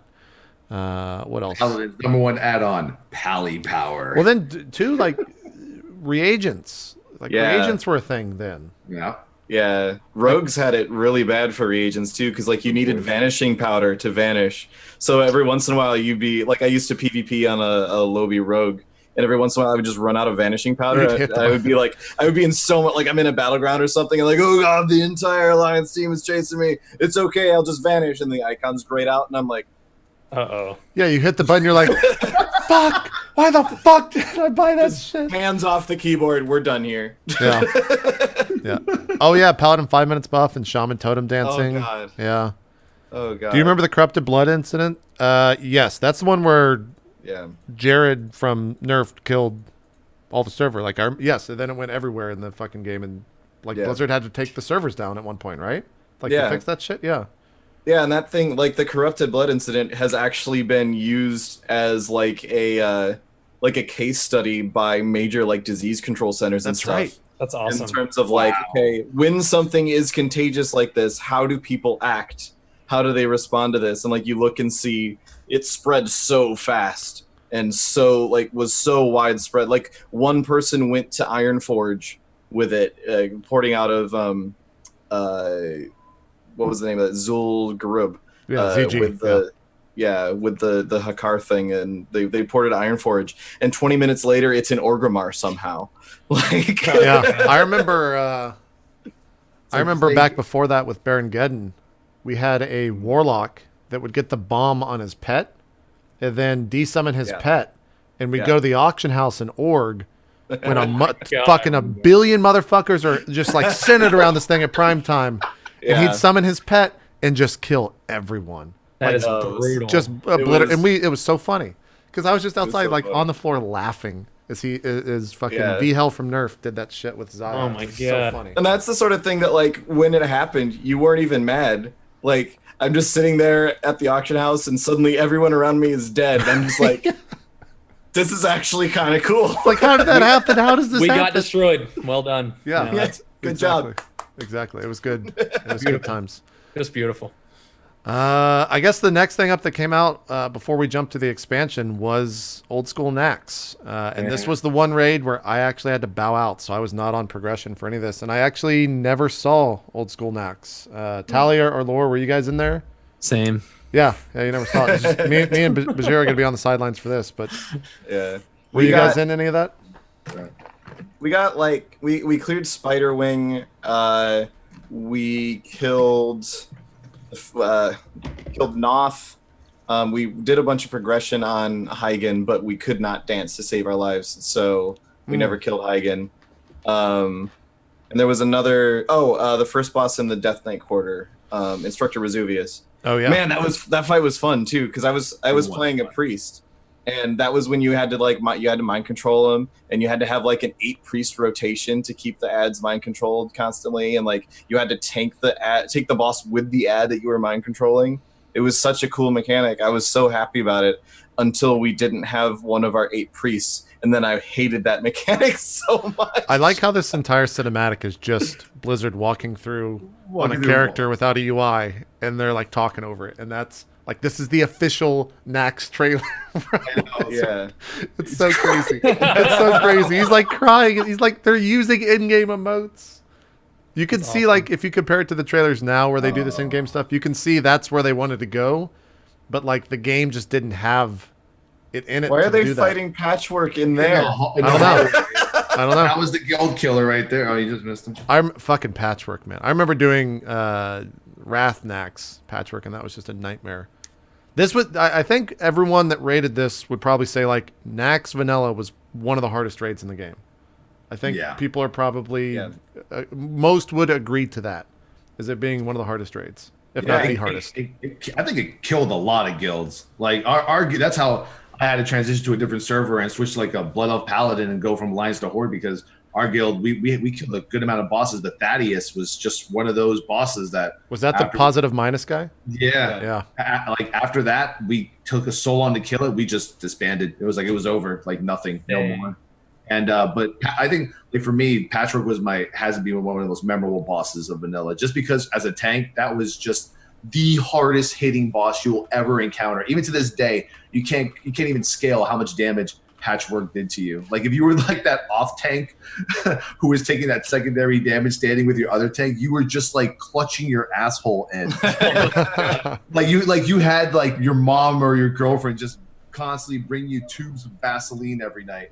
Progression on that boss, it was so terrible. I hated it, but it was a good challenge. It's like if your tank didn't have this exact amount of health, like I think if we didn't have over like 10 point something K, I think it was 10K. It would kill him, 10K, right? Like you die. You died. It was like you die as the off tank easily. And you remember that fight as a tank? I remember I would sit and vent and listen to the raids when I was doing homework because I couldn't actually get in there because I wasn't attuned and I just wasn't a first tier raider. But you remember the tank aspect. I remember healers, healers hated, like the most hated fight for healers, I think, in the game at the time for sure, because it was all on them. And it was 100% on them, because if you didn't keep someone over 10K or whatever the HP threshold was, they're dead. And it was just swinging. Yeah, I know. He just goes off. Go crazy. He just goes off. Yeah. He's a big guy on coke. Look at him. Yeah. It was such a nightmare. This was the fight too where like druids were so key because innervate was so important, right? Because like you would just go so quick. Like you were just spamming heals constantly because it was literally if you don't instantly top the tank off after he takes a hit, he dies. So you just had to be spamming heals into him, and you don't really have the choice. Like, he's still at full health. Too bad. I got to cast this anyway in case by the time I recognize that he's been hit, my cast is not going off. And you would like actually in this video you can see this druid standing in the front. He's like cancel casting all the time. That was super risky to do because you would be like, well, I just canceled this cast, but what if the tank takes a hit right as I cancel the cast? Then I will not have another cast off in time to save him. And the DPS was just chilling. Yeah, that was the other thing too. On the flip side, DPS loved this fight because all you did was watch the meter. You just watched the meter. Yeah. You're like, if I'm at the top of the meter, I'm doing my job. That's all that matters. And there was always that huge DPS circle jerk of like, I got third on my boss at Patchwork. You know, we did pretty good. We did all right. It was definitely one of the biggest healer tank checks I can remember for that time. It was insane. Like, I mean, you guys might know about healing, but didn't you guys in 40-man, didn't you just have to like rotate healers in and out for regenning and stuff like that? Like, didn't once a healer was about to be didn't you like just go to the back of the room and just regen yourself? Yeah, that's right. You would just sit there. Yeah. You had healer rotations. I remember that shit. Yeah. MP5. Yeah, downranking too. You'd use like heal rank. I was really, really proud of myself once I got enough spell power, or whatever it was called at the time. I think it was just plus damage and healing, or plus healing on my gear. Yeah. To the point where I could use heal rank 2. And I was like, that's it. We've made it, boys. Heal rank 2. I'm never running out of mana ever again. And then I'd run out of mana. So I'm seeing right here in this. I see Benediction right here, and then right next to him is fucking Anathema, the same staff, but like the shadow version of it on the Shadow Priest. I think this is I think that's an AQ staff on that druid with the eye and the fucking pineapple. Yeah, the pineapple staff. Yeah, they dropped off of Jindo in ZG. That was ZG. That was ZG. Yeah. Still, is that Judgment, the Paladin set? I think that's still my favorite Paladin set in the entire game. I can't see. It's the one that has it was the first one that had the gown on it with like the crazy shoulders and the eyes, the glowing eyes. That was tier 2. Yeah. That was still the best as far as I'm concerned when it comes to the armor sets. But yeah, the other fight that was crazy in Nax was 4 Horsemen. I think. Oh God. I think more people have complained about 4 Horsemen to me than any other fight, just because of how hard it was. Did it really? It killed. Well, the guild's still around, but like it made us stop raiding in Classic. Not because we were struggling on the fight, but because the other guild on the server was struggling on that fight and kept poaching our tanks. Oh my God, that's fucked up. That's messed up. So they were having a hard time on 4 Horsemen, and they kept losing warriors because you needed 8 warriors for that, and they kept losing warriors. Yeah, you had to tank. You had to have 2 tanks per horseman. Per horseman, and they had to do this crazy ass like rotate around the room thing. So like 4 of them were tanking while 2 of them were running, and they would be running over to the next boss. Then they would taunt it, and then the other warrior would have to run over it was crazy. That fight was nuts. It was nuts, and you kept they just kept losing warriors because the warriors were like, "This fight is stupid. I hate this." I remember. Was the first BlizzCon 09? I think there was one in like 07. There was the first one at the convention center. So whatever that one was, unless they were always at the convention center. I don't remember. Whatever the first BlizzCon was, I remember we got pulled into a certain part of the Hilton bar, and I was there with Blizzard friends, and I met the guy who designed this fight. And one of the rules is you can't actually talk about people who design the fights. So I can't mention who it was or anything like that. But I just went up and I was like, "You're a fucking asshole. Can I buy you a drink?" Because he was like, "Yeah, this guy designed that fight." I was like, "You're a prick, man. Like that fight was fucking. I listened to so many people complain about this fight, and it's all your fault." He's like, "Yeah, that was me. That was me. That's me." Bottom of drink. That was fucking the first BlizzCon for me. So that was a lot of fun too. But that was Nax, man. I think that this is kind of the point in WoW where people call like the glory days. I would say that when people reminisce, this is the thing that they always think and always will go back to. Because everything after this, the game just changed so much. Yeah. Well, there was still that sense of like unknown, and like you're still just sort of learning. Like for a lot of people, they're still learning what even is an MMO, and like I don't know that we can even get that anymore because nowadays like a new MMO comes out and like someone figures it out in the first 5 minutes and like, right, okay, this is how this MMO works. We're done here, and there's no like there's going to be a guide on YouTube or something in like 10 minutes. And while that's totally awesome, it still at the same time means that you don't get that you don't get that feeling of, whoa, I can just like walk around this world and there's like people and stuff. Like you don't get that anymore. That's true, because everything's instance and you can just go right to wherever you want to go, right? So that's one of the things I talk about on my stream. A lot of times people will be like, "So I've never played WoW. Should I start playing?" It's like the answer is absolutely. But one of the things I tell them that sort of is what we're talking about now is to take things slowly. Like don't read guides. Don't go on YouTube and be like, "Okay, so Bashir is a level 100 warrior. I'm going to to level 100 as fast as I can. Copy what he's doing, and then the fun starts." Right. It's like, well, so one of the things I tell them to do is take everything really slow, immerse yourself into the world, allow yourself to like read every quest. Whenever you're making your decision about what class you want to play, read about every class. Like keep that within the game and sort of allow that mystique to exist for you. Because just like I was talking about with like the cheat codes, once you sort of understand everything about it, that mystique isn't there for you. It doesn't mean that the game's not fun. It's just that you have to sort of have your understanding and have your appreciation be different. And it also becomes more about like on you. Like how are you as a player gonna say, this is a goal that I'm setting for myself rather than having the game set all the goals for you. Right. It's like once you finish your progression or once you forget that, you finish getting to level 100 or whatever, you say, okay, what's next? And you get full gear and you're like, okay, so I'm fully geared. What's next? So you have to set your own goals. But like Laura was saying, that mystique, that like this world is amazing kind of thing can still continue. But once you sort of get your first impressions, once you explore the world, once you've been playing for a couple of years, it is sort of on you rather than on the game to how you can keep things interesting for yourself. But That's true. basically the idea is the first time you ever played through WoW is unlike anything else. Dude, that's the thing, man. I have a bunch of friends, and I asked them, I was like, have you ever played WoW? And they're like, no. And I was like, I wish I could trade my brain for yours and go and play WoW for the first time. Because like all four of us, we look at WoW and we're doing exactly what we're doing now. We're thinking of like the good times that we had back then. For someone that's never played it before, those good times still exist, man. Like they could still jump into WoW for the first time ever and just have like the best experience ever in video games, and it's gonna be there for them. If I go and play WoW now, I'm just gonna be like the most jaded motherfucker. Like I can't believe. I'll just walk up to someone and be like, "Well, that's stupid," and just move on to the next thing. Like after I farm it. So like still no other game is as much fun as WoW, even though I've been playing for 5 years. But you've been playing for a lot longer. You started from the very beginning. But no, I will say every expansion, dude. Like I'm there the first hour of the game launching. Like I love that shit. I just don't stick around because I know what it's going to be like a month after that, where you're just wiping to the same boss over and over and over. Like people enjoy that, right?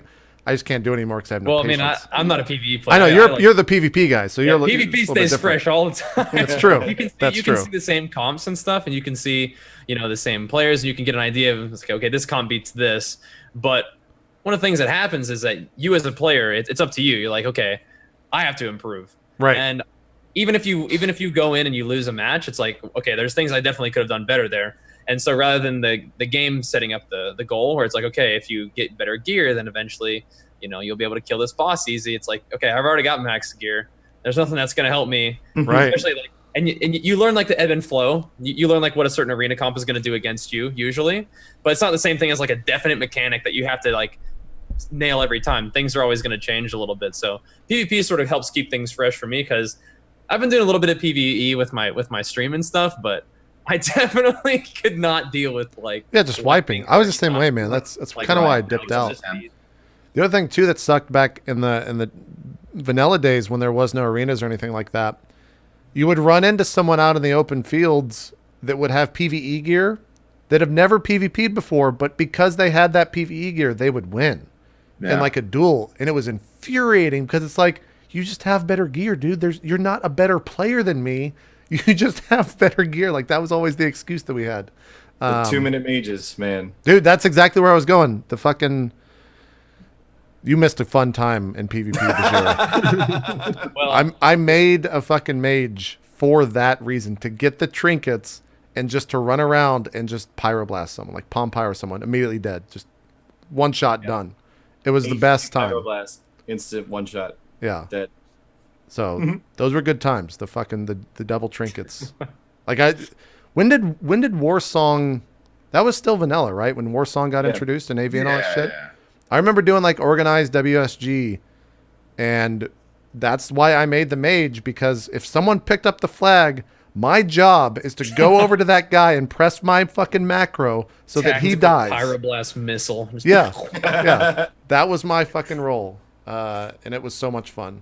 And like people, I still think in the PvP aspect, like the people that got High Warlord, I have so much respect for, but also at the same time, I don't, because no one got it themselves. There was never like one person playing the character that got like High Warlords, because it was always a group. It was always a group of people rotating on a group, like 4 people that would play each other's characters 24 hours a day. Yeah. And they would rotate each week. Yeah, I have more respect for the people who got just Warlord, because those were the people, like that was actually attainable just by yourself. I have a couple friends who have Warlord, and they were playing by themselves constantly, just really, really working at it. And then they all lost out on High Warlord to someone who was account sharing. Yeah. It was scary back then too, to try to get those titles, because like if you had to be part of like, that clique and you had to make friends with people and rotate yourself in. But if you somehow like screwed up the rotation, let's say you wanted to go rogue and say, screw these guys, I'm going to bust them all out in honor. You're going to fuck them over. Yeah. You would be shunned on the server. You wouldn't get into anything else for the whole entire experience. It's kind of like ninja looting, right? Like people are doing those. Pretty much, yeah. Just like ninja loot out, or like people are doing all this like raiding and they're all working together. I mean, with a 40-man raid, I guess it's different for PvE. I'm not advocating for account sharing, but it's like, I mean, I feel like people who got Grand Marshal definitely worked hard for it. Like, well, no, there's no doubt about it. They worked hard, but like, and a lot of people are saying like, I got it myself, etc. I think most of us played on the server sizes that you couldn't do that because you had to be Yeah. logged in 24 hours a day for 7 days straight, earning honor, or you wouldn't get it. You'd fall behind. Yeah. There was just no way. So Yeah, it was kind of like once there was one person on your realm that was account sharing, if you It spread. you had no chance. Yeah. yeah. Can I tell my mouse taping story really quick? Go ahead. I love mouse taping All right, stories. All Track Valleys, because we're about to tell you, like, no one's even talked about how long all the battlegrounds lasted, especially like a Warzone Gulch. Oh yeah. Just glitch Hours. up on top of like the hangings on top of the walls that lead up to the roofs, and you just sit there for like 2 hours. But like what I used to do is, because I was part of that group that needed like to hit a certain honor cap to stay in the elite group, I would sit my little warrior underneath the bridge. We all know the bridge. He's laughing already. He's laughing. I did the Bridge. same shit, man. Because those were like 30-hour battles on a bridge. I would literally put my human warrior under the bridge by one of the little, whatever stands, auto walk, because Blizzard didn't fix the auto walk or AFK thing then. So then what I would do is, I had a fucking Razer Motorola at the time, and my ex-girlfriend hated me gaming, so I had to always go out with her.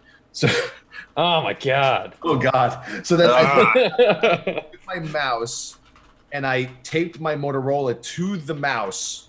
And every 15 minutes, as we were out and about, I used her phone to call my phone on vibrate, and it would move my mouse. Oh my god. Oh my god. And it would keep me in the game, and I would just be collecting honor. I'd come home like 8 hours later with a shit ton of honor because the same damn All Track Valley was still Jesus going. Christ. Wow. And then obviously Blizzard fixed it. Like, you couldn't be AFK for a certain amount of time, and you couldn't be, I mean, I don't even know when they actually fixed the whole running in place without going. It was a AFK. long time, dude. I fucking abused the shit out of that. Yeah, I abused the crap out of that. This is where we need to get Laura to just like leave for 5 minutes so that we don't get our, because there was some nefarious shit at work when it came to grinding AVs, man. Yeah, like back then, that was like an MLG technique to like keeping yourself like on top of the honor list with the rest of your buddies if you had to work or if you had like a non-gamer girl. Yeah, I remember going to school. Kids, learn. So this is once again when I said at the beginning of the cast where I was like, I decided I wasn't gonna play WoW because I had stuff to do. Like, Yeah. this is what I'm talking about, you Dude, guys. it's not. I remember I would go to school, Crazy. senior year of high school, and in the morning, right before school, I'd turn my PC on and I'd go. I forget which program it was, but it was the program. It wasn't Glider because that was like super fucking. That was later on when I started using that. But I would go to school and I would set this program and I would come home. And sure enough, my character would have been auto running through AV with this fucking script that was, I can't remember the program, but like it would just run to the end and then it would end and it would the mouse would go over and click the button. He'd sit there and queue. Then it would jump up and he'd auto jump in. And then I'd run through AV and fucking do that. I did that on like multiple accounts, man. Cause like I needed the fucking PvP. I needed that honor to buy whatever items I needed. You had the rankings and everything on the website. It was so good. You'd love to see your name up there in the top 10 every week. Yeah, exactly. Leaderboard rankings. I'm banning all of you tomorrow. Yeah, that's what's gonna happen.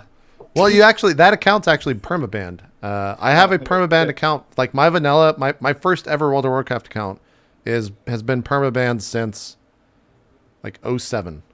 For what? So there was a moment in time. It was season 3 of PvP, which was Cataclysm days. It was not Cataclysm. BC days, where it was season 3 where druids and warlocks were like the shit, right? And druids and warriors and twos were like the shit. Like no one could fuck. They were just the go-to classes. And so I leveled all that stuff up, and I was. They put in a new trinket. It was a new PvP trinket that went live before the new season, I think, which was season 4, and I used Glider for that day, for that 4-hour period of PvPing. That for whatever reason, when Blizzard put this trinket in, Warden could detect Glider for the first time ever, and they banned like a bajillion accounts. Good. Yeah, they could detect it. They banned Bomb yourself out of my arenas. a bajillion accounts. They banned it, right? And then I got home that day from school, and I remember this day so clearly. I sat down, I looked at my computer, and it says, "You have been banned from World of Warcraft" on the loading screen. Like music's still playing. I'm just staring at it, like, well, I guess I'm going to quit WoW. And that was the first time I quit World of Warcraft because my account got banned. I tried everything to try to get that account back. So much so that like I've been to Blizzard offices multiple times and like gone and been like, hey, you should look at that account over there, man. You should see what's going. Like, nope, go fuck yourself. Like, you got banned, man. We're not going to touch that shit. So that was the day I quit WoW. Like, I think maybe freshman year of college is when that was. But then like 6 months in, I got dragged back in for some fucking reason. As I always do. We But, always do. Yeah, we always do. So, I mean, but Jero, you jumped in. What season was it of PvP when you jumped in? Because you came in.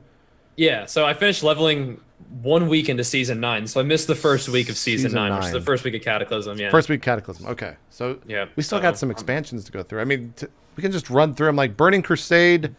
Go for it.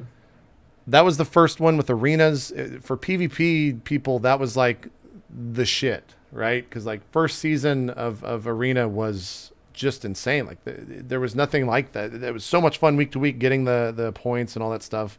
And even the raiding, I did not raid as the expansion started to come out. But like PvE wise for Tally and Lore, like what were some of your favorite raids in the Burning Crusade? I guess obviously BT is probably one of them, but Oh man. So Black Temple is just sort of the raid that my mind goes back to as, man, it was so good back then. Yeah. But then that was also the one that we farmed for a year before anything else came out. Yeah. Which happened again recently with Siege of Orgrimmar, and I felt so like, I was like, oh my god, no. I remember what Black Temple was like. Don't do this again. But Sunwell, man. The fights in Sunwell were so good. And so hard. And dicks. They were just dicks. Wait, what? Oh, the fights were dicks. I was like, what? Yeah. What was your favorite fight from Sunwell? I really, really liked Felmist. Yeah. I really liked that fight. It was just because it had like the sort of Hagen dance thing in the middle of it, but the way that it worked was a lot. I don't know, just the way that fight worked was so interesting to me. Plus, that was the one that I got to bring my priest in on because you needed like 8 priests to do that fight.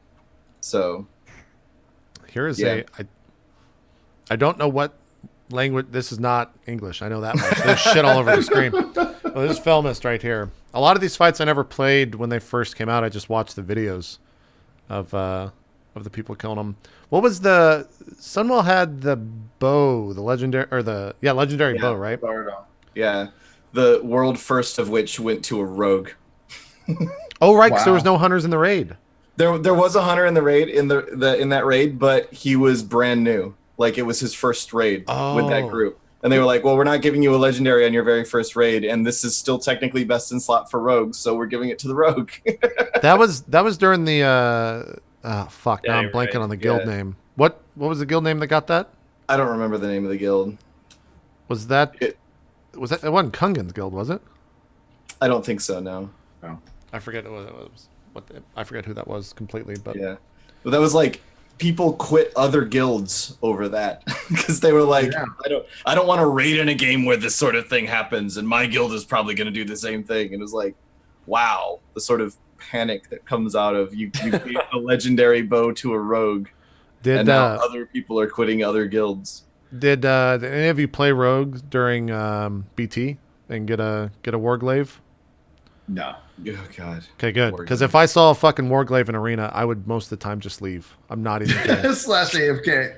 It was the most infuriating thing because it was like this guy will put out, no matter what I do in my life, this person is going to put out more damage than me.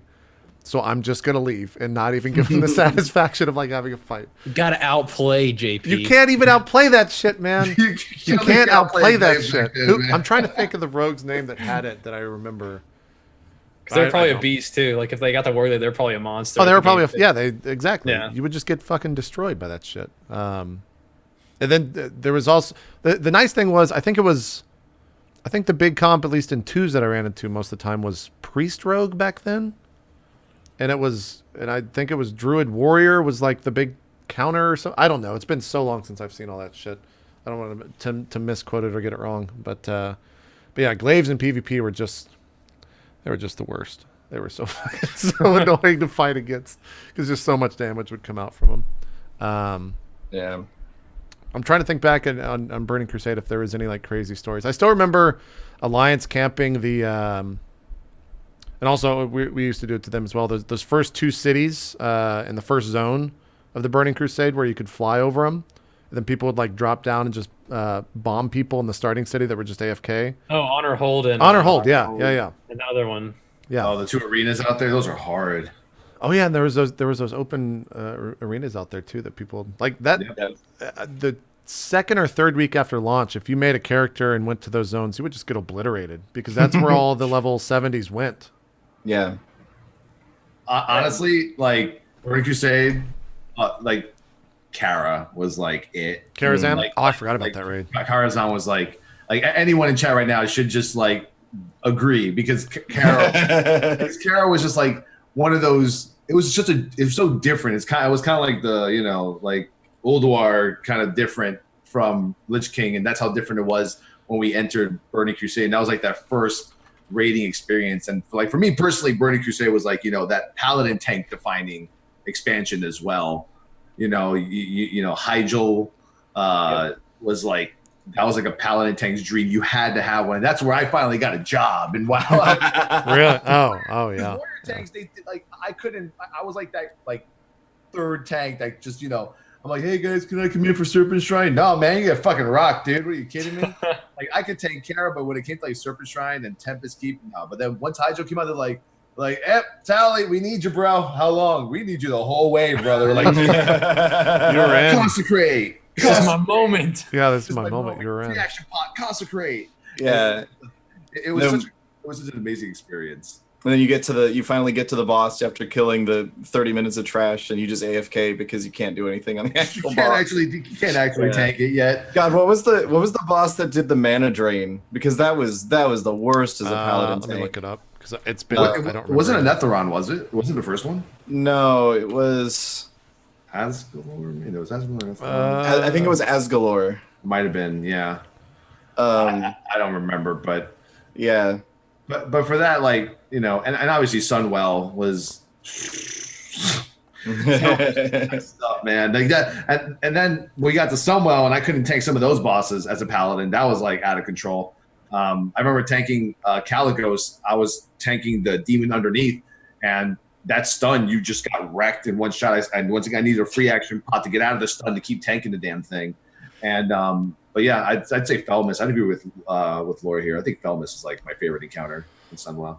I see people in the chat already bring it up, but that fucking chess event, dude, and Karazhan, yeah, but it was so different. It was awesome. Completely different, but fuck, man, it really showed you who was stupid. Like, god damn, you could tell who the idiots were. It's like. That one fight, I remember that. And then Prince, was it? I forgot how to pronounce it. Malchazar, yeah. That fight was also pretty tough too. I remember being when he first got up there, he would just obliterate the tanks a lot of time. RNG. Yeah. Wasn't that like one of like the first like real RNG encounters? Kind of like because you didn't know where the damn what are they called? The Infernals were gonna land. Yeah. Yeah. So you had to adjust the raid for it, right? Yeah, like you would have your set position, something you just wipe, and if an Inferno just RNG Jesus landed somewhere randomly, and it was like in your path or a tanking path or something like that, you'd have to redo the raid or composite or whatever positioning. But, yeah, but Kara was definitely I think for a lot of people memorable. What was it? The curator? Was that the guy in the tiny? No, that was the fucking mech. It was the robot. Yeah, Shade of Iran. Shade of Iran was in the tiny room that you can't. Yes, Shade of Iran. Fuck that fight. Fuck that fight so hard, dude. Don't move. Shade of Iran was so bad. It had the chant that was like going around YouTube and such. No, this is even like pre-YouTube at this point. It was like going around through like Kazaa and stuff like that. Like people like, oh, you got to download this Flame Wreath chant. It's hilarious. And it was just like, I will not move when Flame Wreath is cut. And that it was amazing. Yeah. Yep, I remember that shit. Fucking Shade of Iran, man. That was when everyone had to get. I think DBM was either out or like DBM was required for that because it flashed on your screen in the biggest text, "Do not move." Yeah, just stand still. Because it was if you moved, it would it wipe everyone or would it just kill you?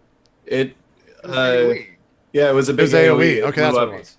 So it may not be an immediate wipe, but it's certainly going to kill a bunch of people. Yeah. I'm going through some of the other dungeons. Serpentine Cavern, I think, was a pretty big one. That was was that the no, BT was the final one. Was Cavern the second final one?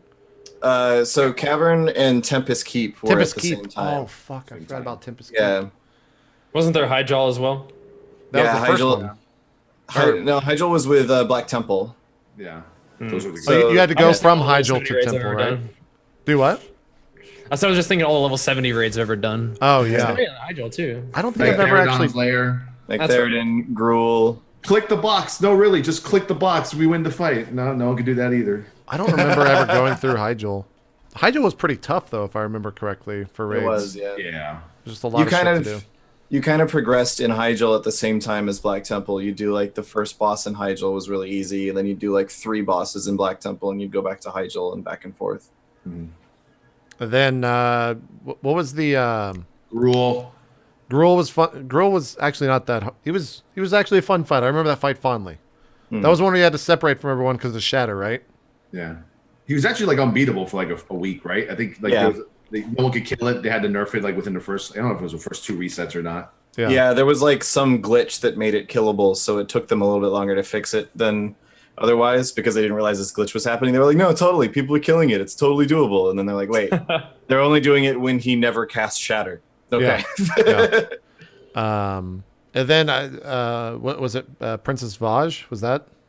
Vash was in Serpent Shrine, yeah. Yeah. Cavern. That was. I remember that fight. A lot of people hated because it took so long to kill, just because you had to kill all the different mobs to get her, whatever the fucking mechanic was. Our first kill on Lady Vash was amazing. We had we were finally in the last phase. It took us forever to get there because you had to do the passing the orb thing during the second phase. And there was invariably like, oh, it's somebody, like someone would forget to put it on free for all loot, so it would be like the shaman who's on the other side has to go that's loot right. the thing. That's Yeah. right. But like finally we got to phase 3 and like we're trying to kill these little spore bats everywhere and they're just putting shit all over the platform. We were getting her down super low. We have it comes down to we're wiping, everyone's dying. We've got a paladin and a warlock still alive. We have the warlock puts up a full row of dots on Vash, dies. So there's just this full row of dots just ticking away. Paladin bubble. Paladin pops bubble and like is throwing Hammer of Wrath from across the room and like just trying his best. Like he's a holy paladin, so he's just like, oh god, I've got to live. And he's got the bubble. The bubble wears off. Vash kills the paladin. Everyone's dead. Final tick of Curse of Agony kills Vash. Holy Vash shit, dies. dude. We had to run back to looter because everyone is probably sprinting towards her, right? Because they were afraid the loot was going to disappear. Yeah, we were like, Oh, get back, God. get back. Okay, oh my god, we killed it. But get back, quick, get back. Jesus Christ, that is rough. That is was rough. amazing. What else was there? So there was Karazhan, Gruul's Lair, Magtheridon, Serpent Shrine, the Eye, Hyjal, Black Temple, then Sunwell.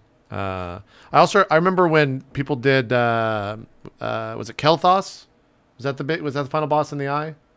Yeah. Tempest Keep, yeah. I remember when the whatever guild was making attempts and they got to phase 3 where he spawns all the legendaries and and everyone in the raid got the legendary items. They're like, do we get to keep this? This is amazing. Like there's so many. And then they were like, oh, you don't actually get to keep those. But people were super fucking psyched when that came out. And like none of those legendaries actually ever did anything else in the game, right? Nope, they're just a mechanic for that fight. Yeah. I was pretty bummed about that when I heard about that, but and then Burning Crusade, like flying, that was one of the biggest things that came from that, which a lot of people have in hindsight said ruined the game, I think, for them, but like for me it was if it makes it easier, it's not actually what you want. yeah, for me it was Kinda just how it works. it was a magical thing of being able to fly. Like that was so cool. The old zones were just boring as shit because you had to run around on a normal mount.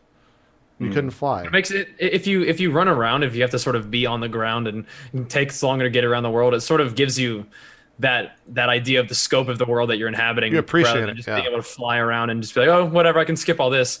If you actually have to walk through everything and have the risk of getting ganked and all that, and it actually kind of brings you into the world rather than just being able to fly around. But There was that was a, also kind of a big point of contention in WoD as well. So, Yeah. There was I actually linked this to lore. This was on the Reddit the WoW Reddit today. This is the view distance maxed or whatever, a panorama of Kalimdor, and like running around this Yeah. is crazy. Flying around this is not as fun as running around. Yeah. Like it's fucking massive. And a lot of this, like this didn't exist back in the day. Hyjal didn't exist. I'm trying to see what else didn't exist. Like, is that Thousand so? Needles was significantly less watery. Yeah, Thousand Needles. Yeah. God, fucking Thousand Needles, dude. How many times did you guys fall off that place when you were leveling? I died. Turn away 1 second. I think that so what many people hated times. most about the flying was just like the lobby killing of just dropping down on somebody in a PvP server, killing them, getting back on your mount, flying. You could just go hunting for like hours, like if you were a PvPer when flying first came out. Yeah. God, I'm remembering the Barrens too when it was less green. Like this is, I guess this is present day. It didn't have Yeah. Deathwind that's the Scar. shattered. Yeah. I wonder if anyone has definitely- something like this from the old days. That'd be interesting. Looks awesome either way. Yeah, it does. It does. Reminds me of that Warcraft movie thing that they did. Where Which you part? could do it on your phone. Have you seen that? The 3D thing where you're on a griffin, you pan around, you can look at that. That's kind of what it reminds me of. I haven't Oh, seen yeah. that at all. Is that just in Oh, like the? You should. Is that just like the awesome. Blizzard app or what? What's the name of that? It's like a legendary specific app for legendary pictures, and it's like this 3D like panorama thing. Yeah, it's like a flyover of Stormwind, and you can like look around at the movie's version of Stormwind and stuff. That's like if you hold your camera out, you'll see like the griffin, and if you look down, you'll see the buildings of Stormwind and stuff. It's really neat. Oh wow. Yeah, you can pull up the YouTube video where you can move the screen on the YouTube video like this and look at all the movie version of it. I'll have to check that out later. I didn't know that was a thing. People, maybe someone will link it in chat as well. But yeah, that was Burning Crusade. I think for me, I played Burning Crusade, but not as much. When Wrath of the Lich King came back, I was totally in with that entire expansion from like the debut of it, the zones that were, everything about that expansion was like what I wanted from World of Warcraft. And I think too, like in terms of just like a cool fight, maybe not like the best fight, but a cool fight, like the Lich King is definitely up there with being one of the most unique fights in the game. Like deserving of a Lich King fight. And I've seen Especially Tally if do you it. played like Warcraft 3. Oh You know, yeah, the first yeah. one, you pretty much play through so much of the lore in that game in Wrath of the Lich King, so that's got to be pretty cool. I think I've seen Tally do fucking Lich King more than 1 billion times on his stream with viewers, dude. Have you got Invincible yet? No, oh yeah, we've had it drop like 8 times on our Oh, stream. wow. Like, it's dropped so many times in the past like 3 years of doing it. Yeah, Lich King. I think for me, like Wrath of the Lich King was like that expansion that just kind of got me into the lore of like wow. Like I really didn't pay attention to too much lore back in the day, but lore was just so awesome because I didn't really know about like the Lich King story. Aw, thank you. Because I was waiting for it. I mean, there's gonna be a bunch of like panic icons in chat right now, a bunch of like wreck noob, whatever you want to call it. But I never played Warcraft 1, 2, or 3. Like I never played those games. Like to this day, I've still only played just a couple of the first campaign missions in Frozen Throne, and that's about it. And I learned about the Lich King through Wrath of the Lich King, and it just had so we can talk about it later if you want, but it was just so many unique encounters and raids. But No, the Lich everything King in that was awesome. yeah, the Lich King encounter, especially like on heroic, only 50 attempts per week. Like every attempt counted. Mind you, it wasn't the best idea by Blizzard No, not at all. to gain a boss 50 attempts a week, but it just made it so amazing. And like the whole expansion from beginning to end, like the Lich King, you could see him in like a 5-man dungeon, part of the storyline. He was in Storm Peak quest lines. He was everywhere. Like the whole expansion just revolved around him, and it just really like heightened my love of like the lore of World of Warcraft. Yeah. And obviously, Bolvar, poor Bolvar. Yeah, you're a Bolvar fanatic, man. I am a Bolvar fanatic right there, man. There he is. He's right there. I don't think you can see him, but you can't see him, but no, he's right there. And and yeah, I mean, it also brought one of the most unique raids I believe in Warcraft history in Ulduar. Fuck, Ulduar was so good, man. Yeah, just to learn like Algalon. Like I was mentioning, my top like 3 encounters of all time. Like Algalon is in my top 3. I never saw that fight until probably like the end of Cataclysm. I went back and did it. I had seen the videos, but still, that was like it still was an impactful fight being in there with like just me and one other person. Just like seeing that for the first time ever, and like the art assets and like the way that the room kind of turns into the stars or whatever. That was an amazing fight through and through. Yeah. And the story behind it was just out of control if you actually pay attention to it. And it was like one of those Azeroth could be destroyed kind of scenarios. But yeah, I mean, Wrath of Lich King, Old War, short 30 seconds. Wrath of Lich King is also where I met my girlfriend. And can I give you a really quick 40-second story? By all means, man. That's what we're here for. All right, I just want to know if I can just fandom out, bro. I just want to fandom out right now. Like, I actually met my girlfriend during Trial of the Grand Crusader, and I didn't. What a shitty fucking raid that was. But continue. It was all right. It was all right. And I met her through her sister, who was in our guild, and I didn't. Me and her met through playing on fucking Steam and playing like Left 4 Dead and FPSs together, because her sister hooked us up, and I didn't even know that she was a damn resto shaman in my own guild healing me, because I'm not gonna do a whole grill and guys thing. Like a lot of the girls that I remember back in the day, they were really quiet on vent. They weren't like now they're very vocal nowadays. Back then, like a lot of chicks, even dudes, we didn't like talking on vent. No one wanted to let anyone else hear their voices. But she was literally in my guild and I didn't even know until after we kind of already started dating. So after we find out, right, the first night, like we're talking, we're chilling. I'm like, hey, you know that you're a resto shaman in our own guild, and we're kind of dating, and you didn't even know that I'm your tank. She's like, you're Towley? and then the first thing that comes out of her mouth is, not gonna lie, you take a lot of damage for a paladin. Oh my god. I lost my shit. I was like, really? That's what I get? I didn't get Firing shots. God, we're like a couple playing WoW. No, it's like you actually take a lot of damage for a paladin tag. Just thought you know that. Yeah. And that was like the first thing she tells me, like after she finds out that we're like in the same guild together. Jesus. That's pretty funny. A little 45-second story, but I thought it was pretty funny. But yeah, Trial of the Great Crusade was shit, but there wasn't shit. There was no trash. It was so awesome. The PvP it was kind of cool. The PvP encounter. Who could not love that? Like if you were a PvEer, you were like, "What the fuck is going on?" Like we have to actually. Anubarak was that was the final fight, right? Am I remembering that correctly? Anubarak. Yeah. Yeah, Anubarak on whatever the difficulty was that was the hardest was like I wiped a shit ton on that fucking fight. It was so fucking difficult. Because there was just so much shit going on in that fight that it was way too hard. This particular cinematic might be my favorite Blizzard cinematic of all time. Hands down. It's so fucking cool. Get pretty serious at this point. Yeah, like this. I remember when this came out, I lost my shit. Like I was hooked back in. I was like, I want to see everything that just happened in that, and I want to encounter all of it.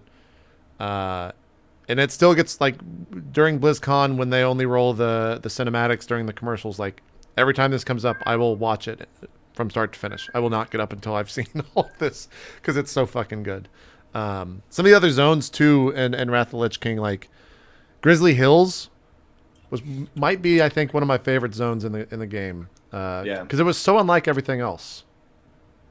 In that expansion, where everything was just kind of like fucking touched by the Lich King. It was ruined. Like there was just death and massacre. Then Grizzly Hills is like this nice kind of like tranquil forest, and you just fight a bunch of bears and shit, and it's kind of cool.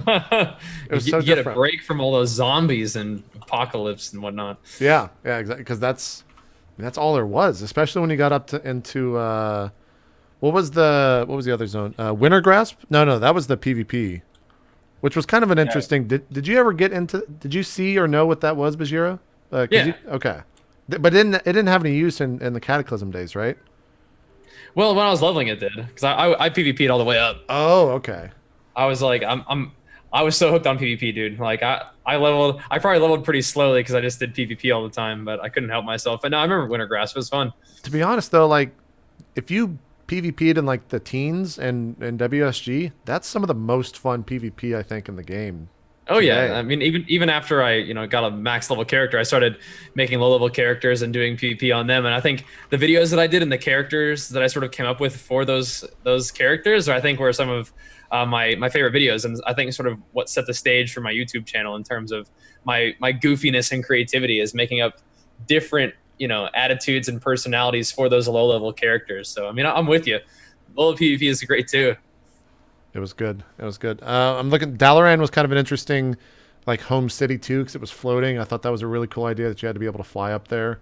No one, like when the game first came out, no one really knew how you were supposed to get up there, and that there were those teleports on the ground. I think initially you had to do a quest, but eventually you just skipped the quest altogether.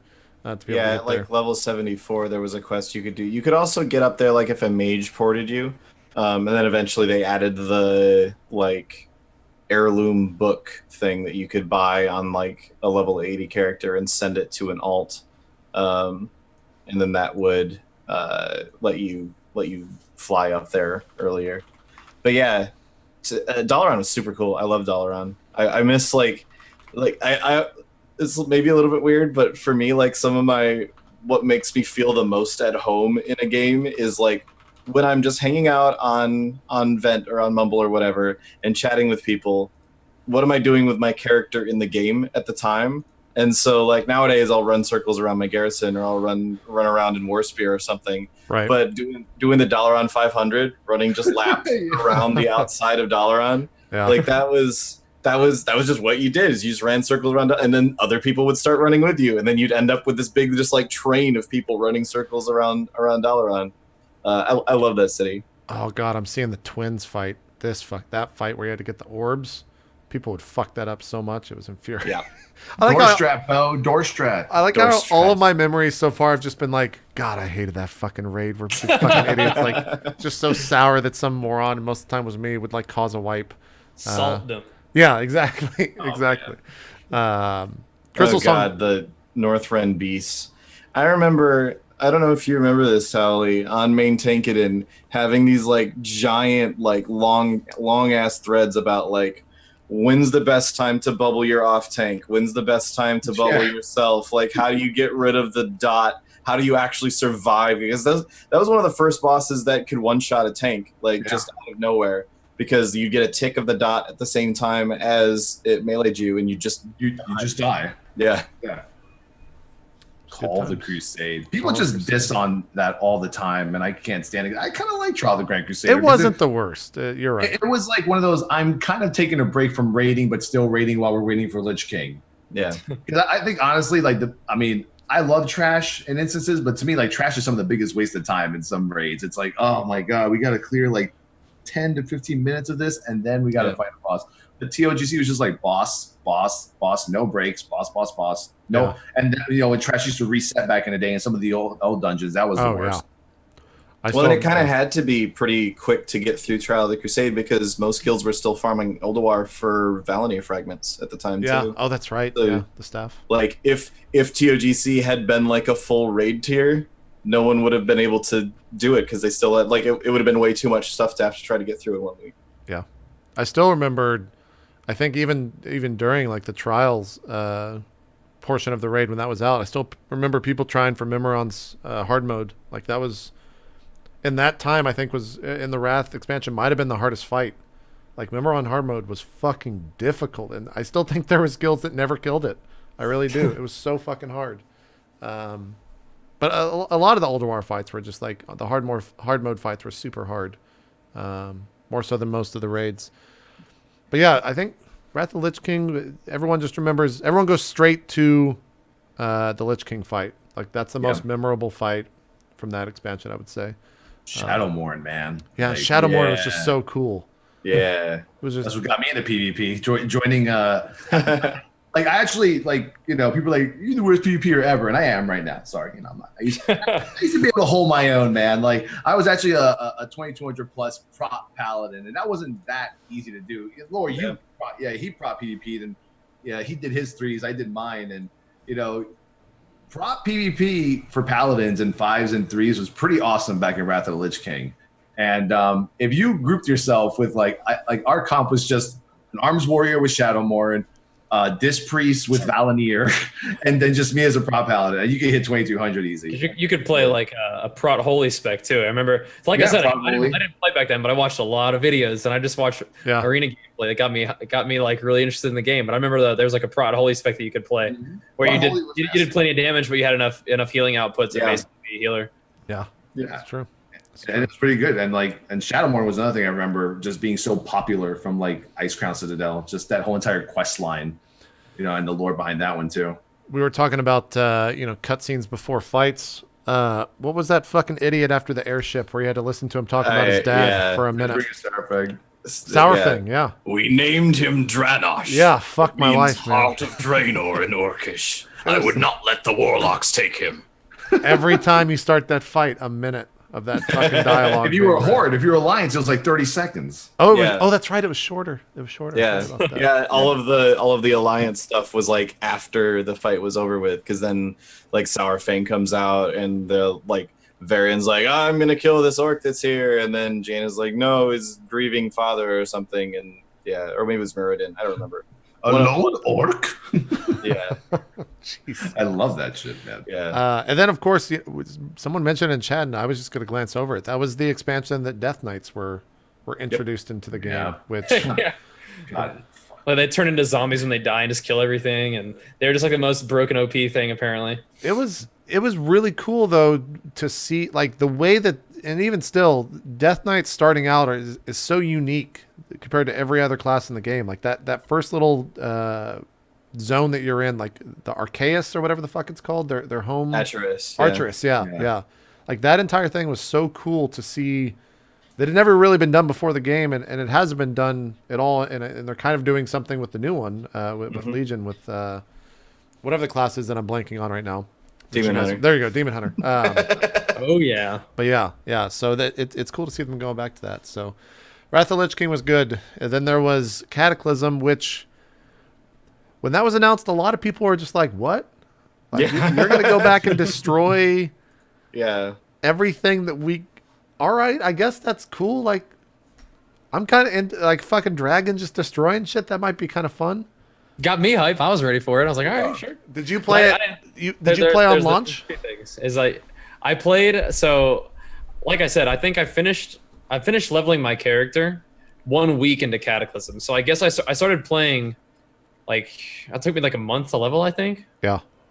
So I must have done. Yeah. So I was playing before Cata came out, I guess. But I mean, I had no interaction with Wrath of the Lich King beyond leveling through its content, really. But like. I guess I just didn't know any better. I thought Cata was sick. Well, I mean, it was pretty sick. Up the world. It was pretty cool. He's awesome. I was hyped. It was pretty cool to go back through like all the old zones, and that was the one too, where I think this was the expansion where they first introduced like instance zones, and if that makes sense, where like you would always be phasing, phasing. That's what it was called. It's called phasing, right.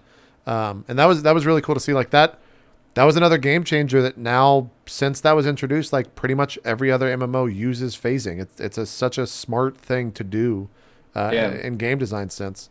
My big story from Cataclysm that I always tell was that I did this was right around the time when I got a job at MLG towards the end of it, and I was doing a 24-hour stream. I think I streamed this. Maybe I didn't.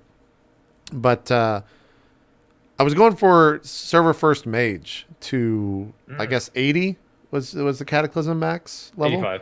85, yeah.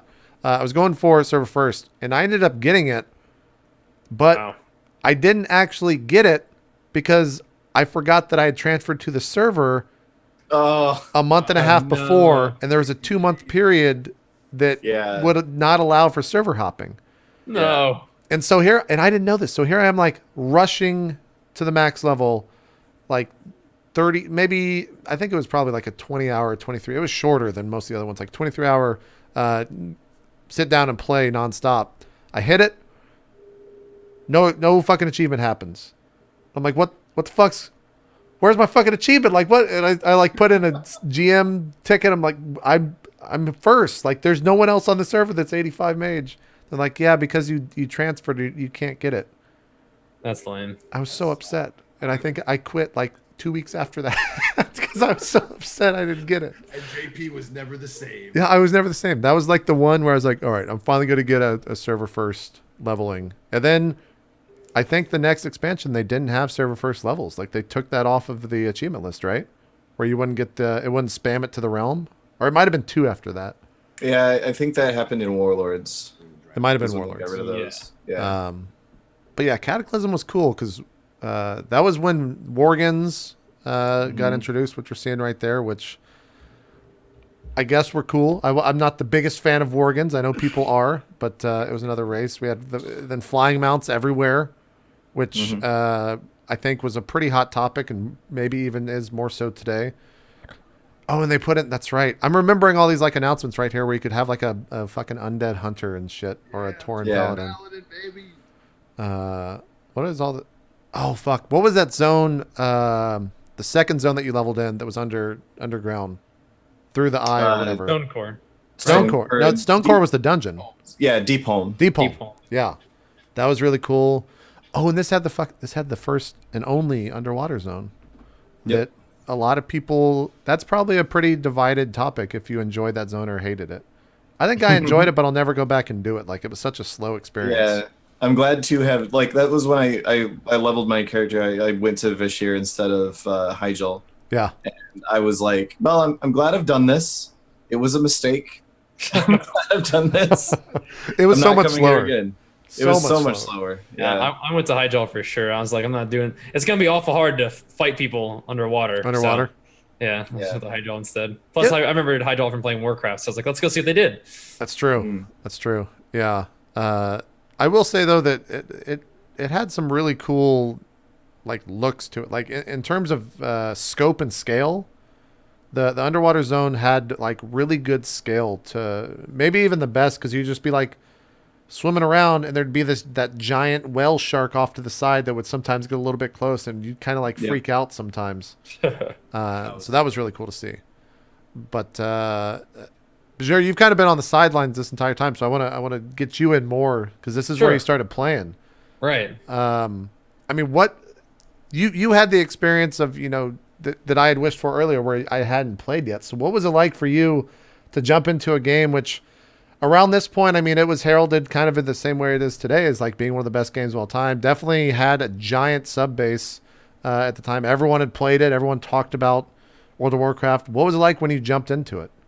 Well, I didn't have a whole lot of experience outside of just the experience I was having. So I knew it was an awesome game. I knew it was a game that sort of captured my curiosity, my passion.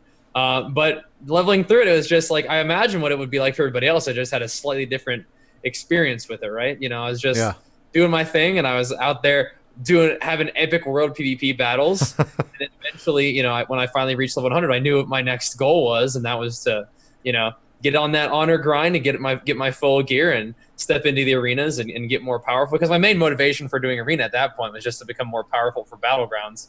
Because throughout my leveling experience, I had fallen in love with BGs, and that's always what I wanted to do in the first place. Just sort of just continuing that thought of, what if you could keep your Dota character? I was like, okay, a battleground is like a Dota match, and so you want to put up as big of a score as you can every time. And arena for me, even though arena is like what I love. I love the arena, and I spend most of my time doing arena when I can. But battlegrounds were like the motivation. So arena was to get better gear for battlegrounds. It's like, okay, so you get epics from doing arena, and you can get a 2200. If you get 2200, you can get the best weapon. You can get an even better weapon than the normal arena weapon. That's what I want to do. So raiding initially for me was about getting high enough to get the best gear. So I stepped into doing some arenas. I was in a PvP guild where eventually you had to be 2K, and I didn't have 2K when I first got in the guild. So they were like, okay, everybody doesn't have 2K. We're going to kick you guys out. So me and my friend ran Fury Warrior, Rep Paladin, which were like the burstiest classes. Yeah, that's straight up. If we don't win in the first minute, we're dead. Yeah, that was the plan. So we just ran in there with triple DPS, just global people's healers, ended up getting 2K. So that was my first experience with getting kind of a little bit higher rating. And then after that, I actually learned how to play the game properly. Well, slowly but surely, I got a little bit better at the game, and got to 2200, got my weapons, and then the battlegrounds, they felt the pain, man. I think I just throughout the course of Cataclysm, I also learned the wonders of PvE gear. So we're talking about how you had Shadowmoor and you had Warblade stuff. I actually thought PvE gear was actually really a lot of fun in PvP, because I got the Girthalak weapon, which was weapon off of Deathwing, and that's the one that spawned tentacles. Oh fuck, that's right. It did like a mind flay kind of tentacle effect on people. Yeah. So I went 104-0 in a 25-minute Warsong Gulch. So I definitely sort of accomplished my goals of being just a BG beast, I guess. But now I still love doing Battlegrounds now. But yeah, back then that was definitely PvP was always the motivation, and you know, it was a constant state of just learning more about the game. And the more I learned about the game, the more I loved it, and the sort of the motivation was just to improve, and also as it stands now is to just continue to be a better, you know, video maker, a better streamer. And so it's a pretty cool medium. Like I said at the beginning of the show, is that it's a cool medium to share your personality and your creativity and your passion. And I think that it's still the best game for me to do that. I mean, I can play other games every once in a while, but I always come back to WoW. Like WoW is my main game. It's really interesting to me when people talk about how like they sort of lose touch with WoW, because I really just can't ever, I don't know, I can't see myself not loving this game, even if it's like, you know, the server's shut down and whatever. I'm still gonna have WoW be my favorite game. I don't know. It'll be tough for anything to dethrone WoW, and for me personally. That's good. I wish I could be that. I'm jealous that you feel that way, for 100% sure. Like I find it an interesting thing that you didn't experience like the Battlegrounds until Cataclysm. Right. When Cataclysm came out, I had already been doing those for what? Yeah, 5 years? 5 years. Yeah. So like to me it's like, oh fuck, I gotta go queue for Warsong. And to you it's like, fuck yeah, let's go do some Warsong. Like you were energetic about it. And that's it. I wish I could feel that way about it. I think one of the big things about it, this might not be the case for you, is that players have a hard time like really committing. Like WoW is a game that you sort of have to commit to.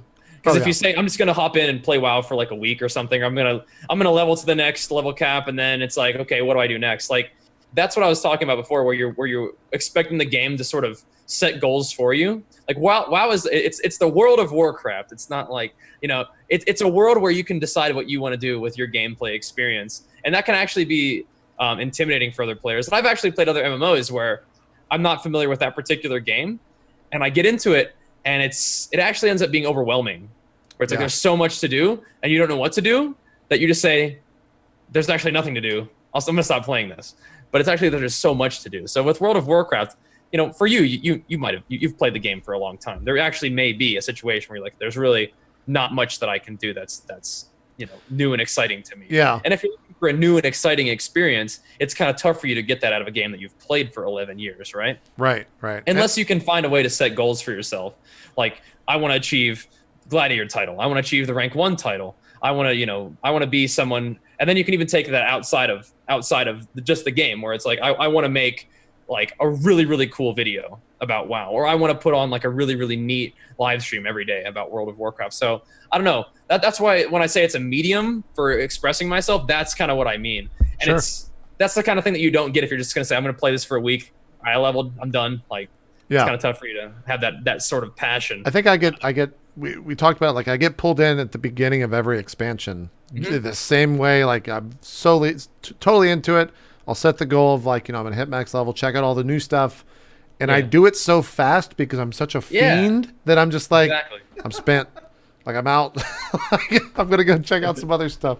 And I'll be right there with Legion as well. But to round out Cataclysm, Tally and Lore, like, what were some of your fondest memories from that expansion in particular?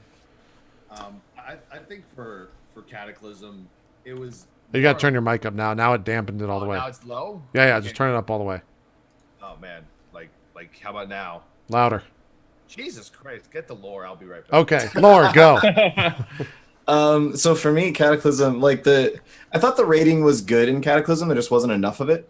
But I really, really enjoyed all of the almost all of the fights in that expansion. For me, a lot of my fondest memories from Cataclysm, though, are actually in PvP. Like, actually, that was I really got back into Battlegrounds during Cataclysm. I was playing a rogue, and I was like, I had this like level 68 rogue or something that I hadn't played in like 4 years. I was like, I should level my rogue. That sounds like fun. I mean, I need something to stream, because this was when I was first starting to really get into streaming also. I was like, I need something to stream. What should I do? Oh, I can level this rogue. Hey, why don't I level this rogue entirely through PvP? That sounds like fun. So I just did nothing but Battlegrounds on my rogue, got all the way up to max level. That's crazy.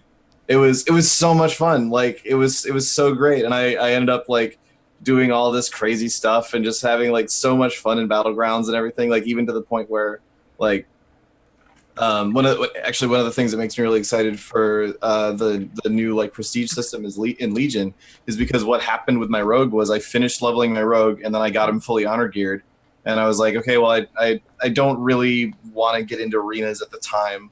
I didn't want to like be pushing raiding or anything. I just wanted to lay back, do something super casual, have fun. So the idea of getting conquest gear was kind of not really something that was going to happen. So I'd finished my rogue and I was like, I guess now I'm done. I don't have anything else to like. I felt stupid to be playing my rogue and not getting anything out of it because I'm like wired like the MMO player. I'm like, oh, if I'm not getting something, then it's Right, not like worth why am my I doing time. this? Yeah. Yeah, exactly. It doesn't. I don't care that it's fun. Well, it's funny It's too. stupid. This is kind of going outside of the realm of WoW, but it's weird to me how much of the things that I do in World of Warcraft in terms of playing the game translate to how I do things in real life. Because in WoW, like I would set mental routes to do things that were economically sound, like pathing or following a certain route that was better than everything else because it was faster, it was more efficient on getting XP, et cetera, et cetera. And now I'll find myself taking those same things and applying them to shit in real life. And I never have, I guess I just realized that I've done that, and it makes me feel real fucking nerdy. Because I'll do the same things, exactly. Like, I won't do something unless it's efficient and I'm getting something out of it, exactly what you just said. Otherwise, it just seems like this is a waste. Like, what are we doing? Like, we're just killing time. Like, I should be going and getting XP somewhere instead of just sitting here.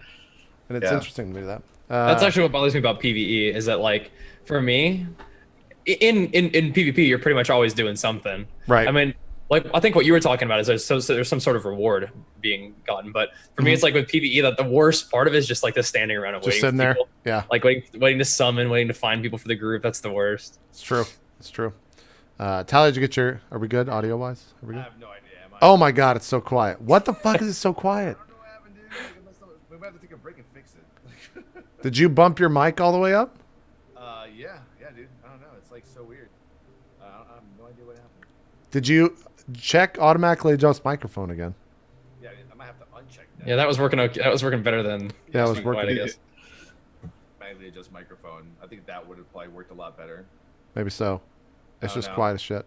Is it even working right now? Yeah, now it's you're getting better. getting louder. Yeah, now we're getting good. Yeah. Yeah, buddy. And now we're good. Yep. Yeah. You're good. We're good. All right, we're I can good. talk now. Yeah, go ahead. Okay, Go ahead. no, this is good. No, Laura, were you done or? No, go for it. No, what I was trying to say was for like Cataclysm, it was one of those more like life-changing expansions for me because it was kind of like when everyone in like the streaming world got started was Cataclysm. That was the beta. big streaming time, yeah. And Well, that's when Twitch started. Really. Yeah, that's when around Twitch that started, time. Justice started. MMO Champion. You remember like Total Biscuit, OMFG Kata, like all those YouTubers. Everyone. That's when everyone kind of grew, and that was pretty important for a lot of us. That Cataclysm was such a good expansion from, especially from like a rating standpoint. PvP was pretty good. That we all, eventually got to like, start building a career and communities, making a living out of the game that we have such a passion for, and it happened all during Cataclysm, and it all started with that beta and like kind of like the explosion because that happened during Cataclysm. And like, I just like sort of like fell into that. It's really weird to think about it that way because it's true. Like that's when I got started and that's when everything started to grow. But like, that's also when everyone sort of started to grow too, which is interesting because people had been doing YouTube before that.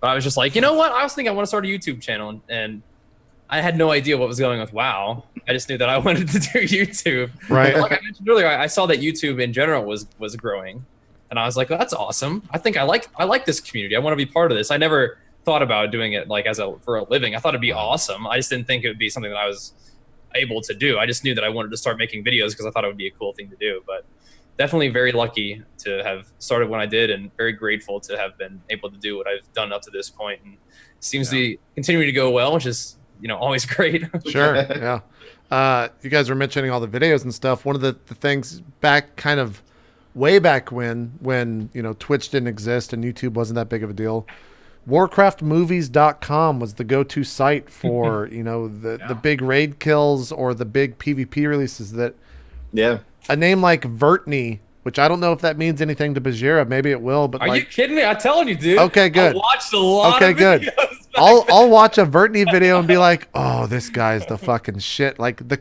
there was a bunch of people like Vertney was god tier. He was so fucking good in the open world PvP videos. He would do shit that was just like, I never even thought about doing stuff like that. What was the warrior? There was an undead warrior that used to do PvP videos that I can't fucking remember. From when? It was like old school stuff. I'll try to look it up. Well, Kalinda wasn't an undead, right? He was a. I don't think he made it in vanilla. There was G-Force, but I think he was later. There was Lane Time, who was a Lane Time. That's who it was. It was Lane Time, Okay. I think. Yeah, wasn't he the undead warrior? yeah, he was undead, and he was from like His where is videos he were from? sick good. He was Korean, I want to say. Yeah, because it always had the Korean text on there. Yeah, he was real fun to watch. Who was it? The Tauren warrior? Was that Bob? That's Pat. Pat. That's I knew it was some silly name like that. Keep him coming, JP. I got. Pat was awesome. What other questions you got for me about? I loved old watching YouTube Pat. videos? I loved them too. Like that's what I was saying, man. That's what got me wanting to make videos. Is because those videos got me so hyped. They were really And I was good. like, if I can transfer some of that hype that I have to other people, then that's worth doing, because I mean those videos meant a lot to me too. You know. Yeah, I mean that people would fiend for those. Like Reckful's videos, that's how he started out, right? Like he started out with making a video and launching it onto Warcraft movies, and that kind of spearheaded a lot of what he does today. So it's interesting. We were talking about at the beginning of the show when Twitch launched. Like World of Warcraft was one of the biggest games that was like a central game that was streamed constantly, more so than really any other thing, and it kind of. Besides, like the esports that was on Twitch back then, it was either esports or it was WoW. I can't remember a game that kind of rivaled that until, I guess probably League of Legends came along and just kind of stomped on everything for a little while there. But What's funny is that I remember Jenny talking about how StarCraft was actually a pretty big deal. Like, but I guess that's the esports that you're talking about. yeah, that was the esports world. Yeah. that was it, Justin. Yeah, sure. yeah, because that StarCraft once upon a time, you used to be able to get 40,000 people watching a talk show for it. It doesn't happen anymore. Who watches talk shows about gaming? Yeah. That was Bunch of nerds on those on those talk shows, huh? It's a weird thing. It's a weird thing. I remember when I came to Justin, the top channels were like StarCraft 2 and then World of Warcraft. That was it. Like League didn't really come in until they started getting like bigger League name guys and convinced them just to start streaming to see how it is. And then out of nowhere, League just took over. Yeah, But at the beginning, I think when I first started streaming, I think I only started with like 25, 50 people. The biggest WoW channel had like 130 people at the time, and that was like big back then. I was like, you're the top WoW streamer with 130 people. I'm just kind of looking at these Warcraft movies and just being nostalgic. What do you have a favorite in Bajira if you had to like I think that my favorite videos were Klinda's videos. Yeah. The warrior Klinda. I don't think Those were always my favorite. Those got me way too hype. he might have been past my time. I think his first one that he posted was from BC.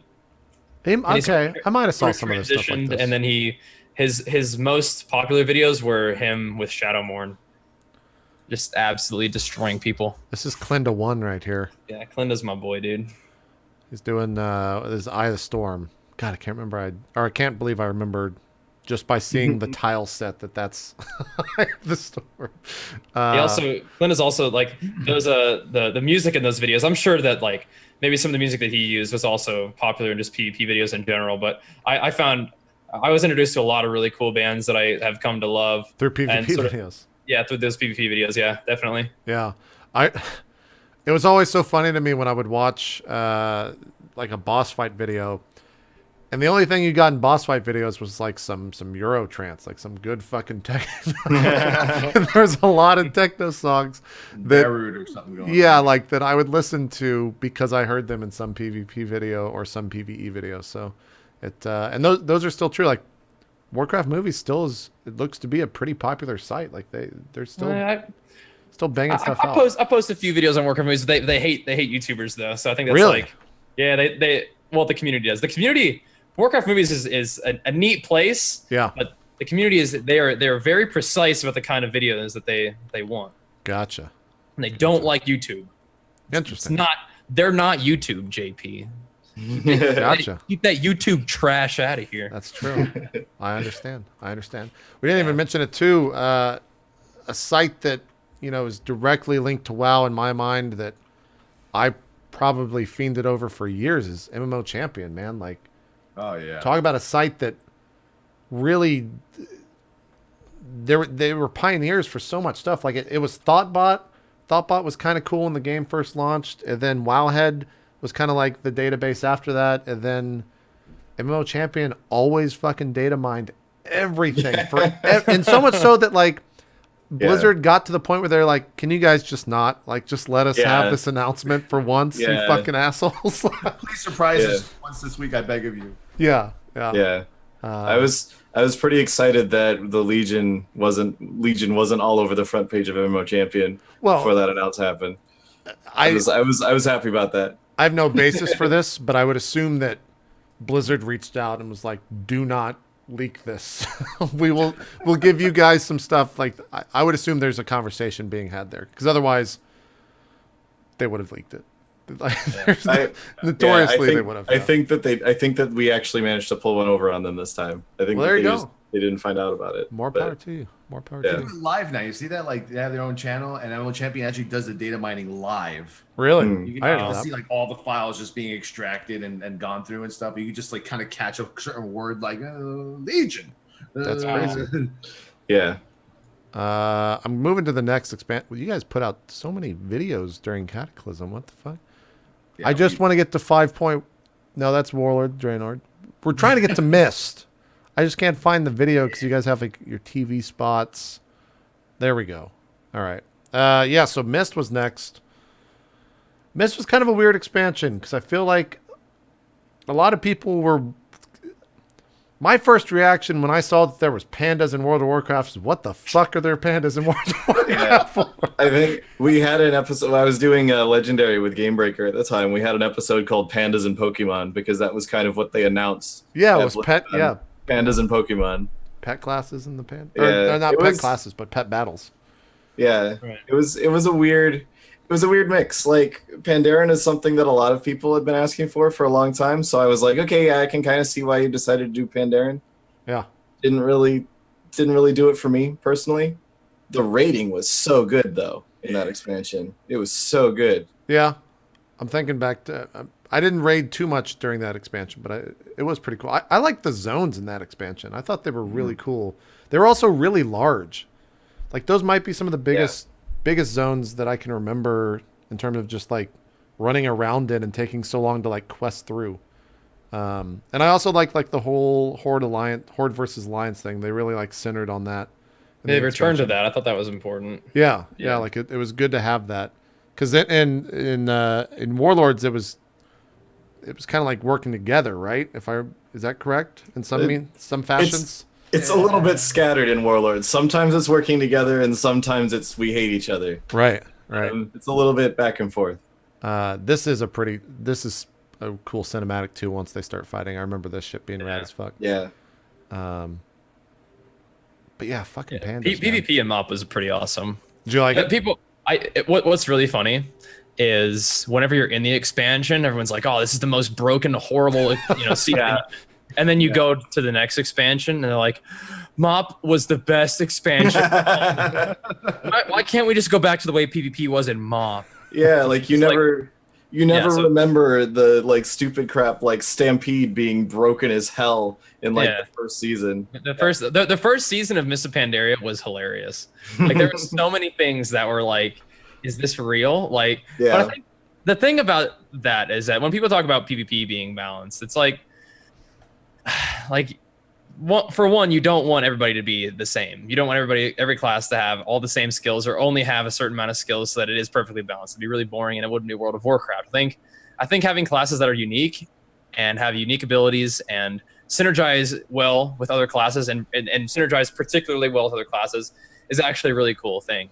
So I'm not one of the people who gets all fussed about PvP not being absolutely balanced. Second of all, you're going to have a more fun time if instead of fussing about, PvP not being balanced, you just kind of roll with it and find ways to be effective. Like when I was joking with you, just saying, you have to outplay JP. Right.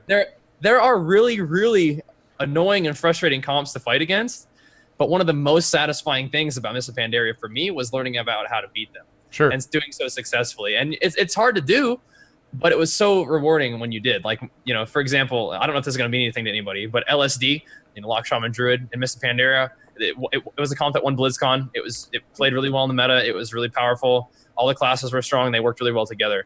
But finding out ways to beat those as like a comp that I played, which was Hunter, Warrior, Healer, KFC, which was also a pretty good comp at the time. It was really, really rewarding. It was fun.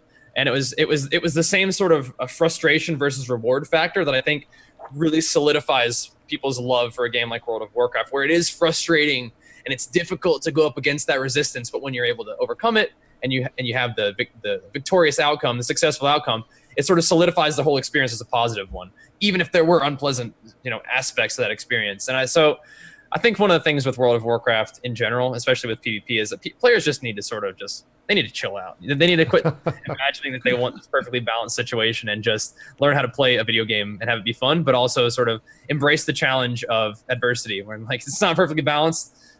Oh, well, you still got to find a way to win and have that improving, have that learning be the goal rather than just fussing about something being not the way you want it. It's true. And there's always going to be some class combination in PvP that works out to be the ideal best. Like, unless we do get to the point where, like you were saying, like everybody has the same skills. It's always going to be like that. If there are things that are more powerful, there's some things that aren't as powerful. There are some things that are extremely powerful. There's always going to be something that's the most powerful, and you can be like, "Oh, that's the worst. It's ruining the game." Or you can be like, "Oh, that's just how it happened this season." Yeah. Like, right. I'll always remember kind of to speak to that. Of the cool thing about WoW is that there are things that are broken, but the cooler thing is that someone like Orange Marmalade can come in and win a fucking 1v2, and it's like one of the most insane things to ever happen in like a tournament situation. And if you've played PvP or you used to watch the tournament scene at all, you know the exact moment that I'm talking about because it was so fucking cool to see someone like Orange Marmalade do what he did. And so to speak like the PvP aspect of it, I agree. Like, I'm glad that there are things that are better than others because it allows for cool things like that to occur that you expect shouldn't happen, and then they do, and it's because he played better, right? It has that variability to the PvP aspect of it. This week or last weekend or this weekend, time runs together for me. Yeah, sure. At the regionals tournament, you had two different teams playing arguably one of the strongest comps at the moment, which is Rogue Mage Druid. Mm-hmm. And when you put them up against each other, it was pretty apparent, which team was playing sharper. So, there's definitely player skill that comes into it. Now, the rough part about all that is that other teams can play extremely well, but they're very, very in a rough spot if they're playing a certain comp into RMD. Which that's the part that can be frustrating when you have a really, really good comp with really, really good players exhibiting like top quality teamwork. That's extremely difficult to beat. But that's just kind of how it is in anything, in any sport. You put really good players, playing with a good strategy and good teamwork. They're going to be really hard to beat. It'll work out. Yeah. Anyway, exactly. You guys mentioned the PvE aspect of it a little bit. Tali, what for you was kind of the big takeaway from MoP? What were you? When I say MoP, what comes to your head? Pandas. Just the pandas, same thing? No. Like, mostly, I think it was kind of refreshing because, like, Mists of Pandaria brought about like the newest lore in the game too, and the newest kind of like enemies. Like, we were so used to just fighting like gnolls and orcs, right, and all this other crap over and over throughout the years. Now we got like the Mogu, the Klaxi, and it was kind of cool to experience all these new kind of monsters finally in the expansion. And the rating was pretty damn good. Like Shav Fear was a great fight. Lei Shen, and I think any heroic raider could tell you Lei Shen was an amazing encounter. Siege of Orgrimmar, lasted a good year and a half. Yeah, I think that's kind of the sour spot for a lot of people, right? Yeah, like it was good when you beat it, but then when you had to farm it for like a year and a half, that's the part that people kind of hated the most. But it was an overall great experience. And I mean, I thought that the new, I thought the monk was great. Brewmasters were pretty awesome. I always tell people right now, like, Brewmasters are like the most fun tank to play. It's like they're so unique. And but yeah, definitely like all the new lore and all the new environments that came along with the Pandaria kind of like was more different than any other expansion that we had, gotten up until that point. It's true. Warlord Draenor was the next one. Here we current are. one. Here we go. Currently in this phase. I mean, where to begin? Because you guys are the ones playing it. I touched it at launch, and it's been a long time. So Leveling through Draenor was, in my experience, in my opinion, like the most fun and most excited I've been about the game since I started playing. And I love World of Warcraft. It's just that WoD was that awesome to start with. I mean, the questing was really smooth. They introduced like a new spec for Warriors level 100, which is a Gladiator stance. Yeah. Which RP Gladiator stance has since been nerfed to make it probably nearly unplayable competitively. But one of the things that changed my outlook of the game is that when I first started this time, I was sort of committed to doing some PvE.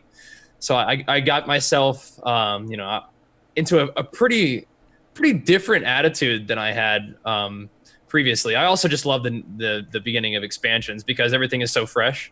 Right. You have to grind up your gear in PvP. You can. Well, there's stuff to do, right? Yeah, there's so much to do in PvE, and it was, but also just like the leveling felt really smooth and fun. We had like bonus objectives this time around. You had treasures to find, so there was a lot of really cool stuff that came with WoD, and it's. People ask me, what's my favorite expansion so far? And this one has been my favorite expansion so far. I think that I also have just like a different attitude towards the game than a lot of people, where it's just you take what's next and you make the best out of it. But I think that honestly, WoD has a lot to offer. That's really, really cool. It's also setting us up really nicely for an epic expansion on the way as well. We can talk about WoD for sure. But yeah, no, I've had a blast with WoD. I think the PvP has been great. I think that part of the reason I've been enjoying PvE so much is because I've just been doing more of it. But as someone who hasn't really PvE'd very much in the past, the raids have been a lot of fun. And now I talked about how I was not really the person who would do a lot of attempts and failures and wipes on a boss. Yeah. But I spent 6 hours trying to kill heroic Imperator, and we got him, which was awesome. And I look back on that night, with a lot of, as a really fond memory. Probably because he dropped me my sword. That also sort of makes me a little more happy. But whenever you get loot at the end of all that, but no, it was a cool expansion for me. It's opened up a lot of just more profound appreciation for WoW. And like I say, the more I play WoW, the more time I put into it, the more I sort of have a deeper love for the game, and WoD has solidified that for sure. Cool. Laura, Tally, what about you guys? I've enjoyed this expansion. I think people always are going to look at whatever, I've been saying this for years too, but whatever the current expansion is the one that everyone hates. And then Sure, I would agree with and that. then an expansion and a half later, people are like, oh, it was the best. Yeah. When Rose we get tinted around glasses, to the 8.0, 9.0 time frame, people are going to be like, man, Warlords of Draenor was so good. It's the best. They need to go back to doing what they did in Warlords of Draenor. It was the best the game was ever. Our abilities need to get pruned again. This is getting out of hand. Yeah, exactly. Like things that people hate, you end up you think back later and you're like, actually, no, I kind of liked that. It was frustrating at the time because it's an MMO. A whole point of the game is that you have to work for things. And when you're currently having to work for something or currently having to deal with something, or when like an in-game objective is in front of you, yeah, then that's when everything is super super frustrating. But yeah, I've enjoyed this expansion. I definitely think this is an expansion that it's one that you kind of come and go from a lot more than other people or than other expansions have been, because it's kind of like you jump in, there's a whole bunch of content, you finish it, and then cool, okay, I'm done. I'll play something else for a little while or whatever. But for me, this expansion has been interesting because I kind of went casual with this expansion. I haven't been rating Mythic, and I haven't been really super pushing my PvP rating either. I've been getting a lot more PvP in than I was when I was rating hardcore. But for me, this has been okay, now I'm gonna experience this game from a different angle. I've done the hardcore thing for ages. Now I'm gonna step back a little bit and say, okay, I'm gonna be kind of casual about the way that I play the game. I'm gonna make sure that I obviously know what's going on at the top ends. Otherwise, it would be very hard for me to commentate arenas if I had no idea how arenas work. But I don't know. It's been an interesting expansion for me. I definitely agree that the questing was just top notch. It was really really fun and really true, good. Yeah. When I leveled through that, I definitely had a lot of fun because it didn't feel like normal questing in WoW. There was a lot of things to do that made it more than just questing in that regard. So I definitely, and I think the bonus objectives was a big thing because it was like a quest within a quest. Like Yeah. they exhibited it and put like a quest inside of a quest, so you had more quests to do when you were leveling. It was Yeah. good. It was good. Tally, what about you?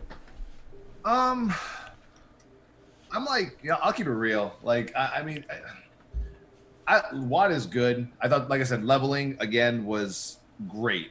Probably the best leveling I've had in World of Warcraft. Like the cinematics, like in Talador Yeah. and at the end of Shadow Moon Valley, Garrosh, Thrall, that was amazing.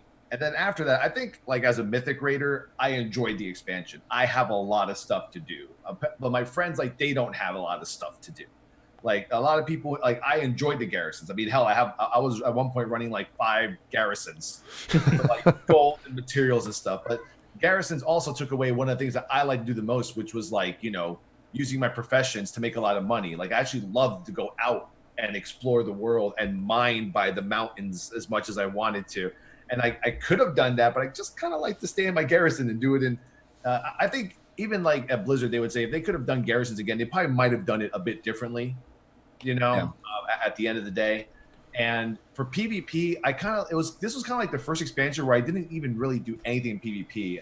I went into Ashran a few times, and I don't know. I guess I found myself PvEing more in Ashran than I did PvP. Yep. I'm like, all right, let's go kill some horde. I'm like, ooh, rares. And I'm like, I just started tanking like rares for people, at the beginning. I mean, there's a lot of stuff they could have done better. I mean, I would say, like, in order of my favorite expansions, that would probably be the least favorite. But in terms of rating, I'm very happy with the rating change. I love the 20-man mythic raids. I thought that was one of the best decisions they've made personally. I mean, it wasn't that cool for the 10-man guild to have to recruit for 20 mythic, but they probably found a way to do, get around it. But I still think the rating was pretty damn good. This expansion coming from Mythic Raiders, just for like personally, like I have a lot of friends that I can't really play with anymore because of like a lot of things that they probably could have improved upon. So I mean, Grandor, great for the leveling, great for the rating, and then a lot of improvements could have been made. There you go. That's WAD. We're getting close to show end, but of course we're going to talk about Legion. It's obviously the main theme here behind the graphics of the show. I mean, this is on you guys because I'm not super well caught up. I know the big bullet points, but what are you guys like excited about? And Tyler, we'll start with you because we ended with you. Like, you look at Legion. What's the first thing that you're like, fuck yeah, blank? What do you finish that sentence in with? I would say, fuck yeah, artifacts. Yeah. Okay. I think it's so amazing. Like, and I like the idea behind it that you have to like collect the best weapons in Azeroth to defeat the Legion. That combined with the Tome of Sargeras, the Emerald Nightmare. Like, I don't care. I'm gonna hype the shit out of this expansion because they've been building up this expansion for like years now, and I believe it's gonna be massive. Like, I believe the sub numbers are gonna be massive, and the artifacts I can't wait. I don't even know what my paladin, one-hander and shield is, but I mean, already Doom, Ashbringer. Oh my god, it's like I'm geeking right now. I love this. Like, I can't wait to get to that point. The whole PvP system changed. I'm finally gonna get ready to PvP again, almost like it was vanilla, where I have to like get my honor rank 1 to 50. Then you can prestige mode it. I think it's awesome. Yeah. I'm gonna nerd out on Legion straight up, and I hope everything that they've said to us so far, hopefully everything just gets there, and it'll be great if it does. From an outsider, from someone who used to play WoW and kind of looking back, I was stunned to see the reception when this was announced at Gamescom, and like during the views were just insane on Twitch. I had never seen WoW do that in like years with the viewership that had. People were fucking pumped. Yeah. And and it's more so than usual for World of Warcraft expansions. Like, people really want to play a new WoW game. And everything they've shown looks cool as shit. And like that for me is like that it gives me all sorts of fuzzy warm feelings in my belly, like looking at the response to how people have been excited about Legion, because it's like, so I deeply love this game. I have loved this game for ages. I'm just I've built like my career out of this game at this point. You guys have as well in at least some capacity. And so it's like this game is my bread and butter. This is what I love so much. And obviously, like Towley was saying, there were some missteps made with Warlords of Draenor, I think it didn't quite turn out to be what people were hoping. But then the Legion announcement happened, and everyone was like, "Oh my God, fuck yes, Legion! I'm so hyped for this." And that to me was just like, this is amazing, because it means that people still want this game, that people still love this game that I love so much as well.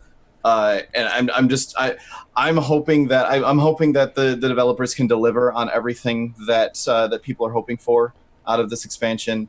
I obviously can't, like, I'm not going to announce anything through here or anything like that, so I'm not gonna go into, like, that's not why you're here specifically. And I'm not gonna go into specifically like what like, oh, what's the thing that's exciting me the most, just because people read into my opinions too much. I will say that I'm super excited about the prestige system for PvP, just because that really speaks to the way that I like to do like random battlegrounds and stuff. I love just doing random battlegrounds, so having that sort of constant, like, reason to continue doing them and extra awards to go for, I'm really excited about that.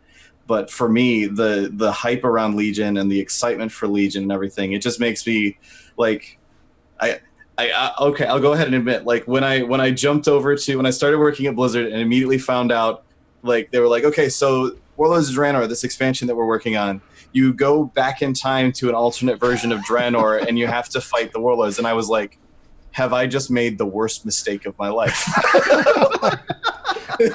What have I done? So, like, I was worried. I was like, oh God. And then Warlords turned out to actually be, like, yes, there were some disappointing bits, but it actually turned out to be a pretty good expansion overall. I think there were definitely still very, very solid redeeming factors. So to see, okay, no, even after Warlords of Draenor and how much people have hated on specific parts of Warlords of Draenor, people are still super hyped for Legion, and that makes me feel very happy.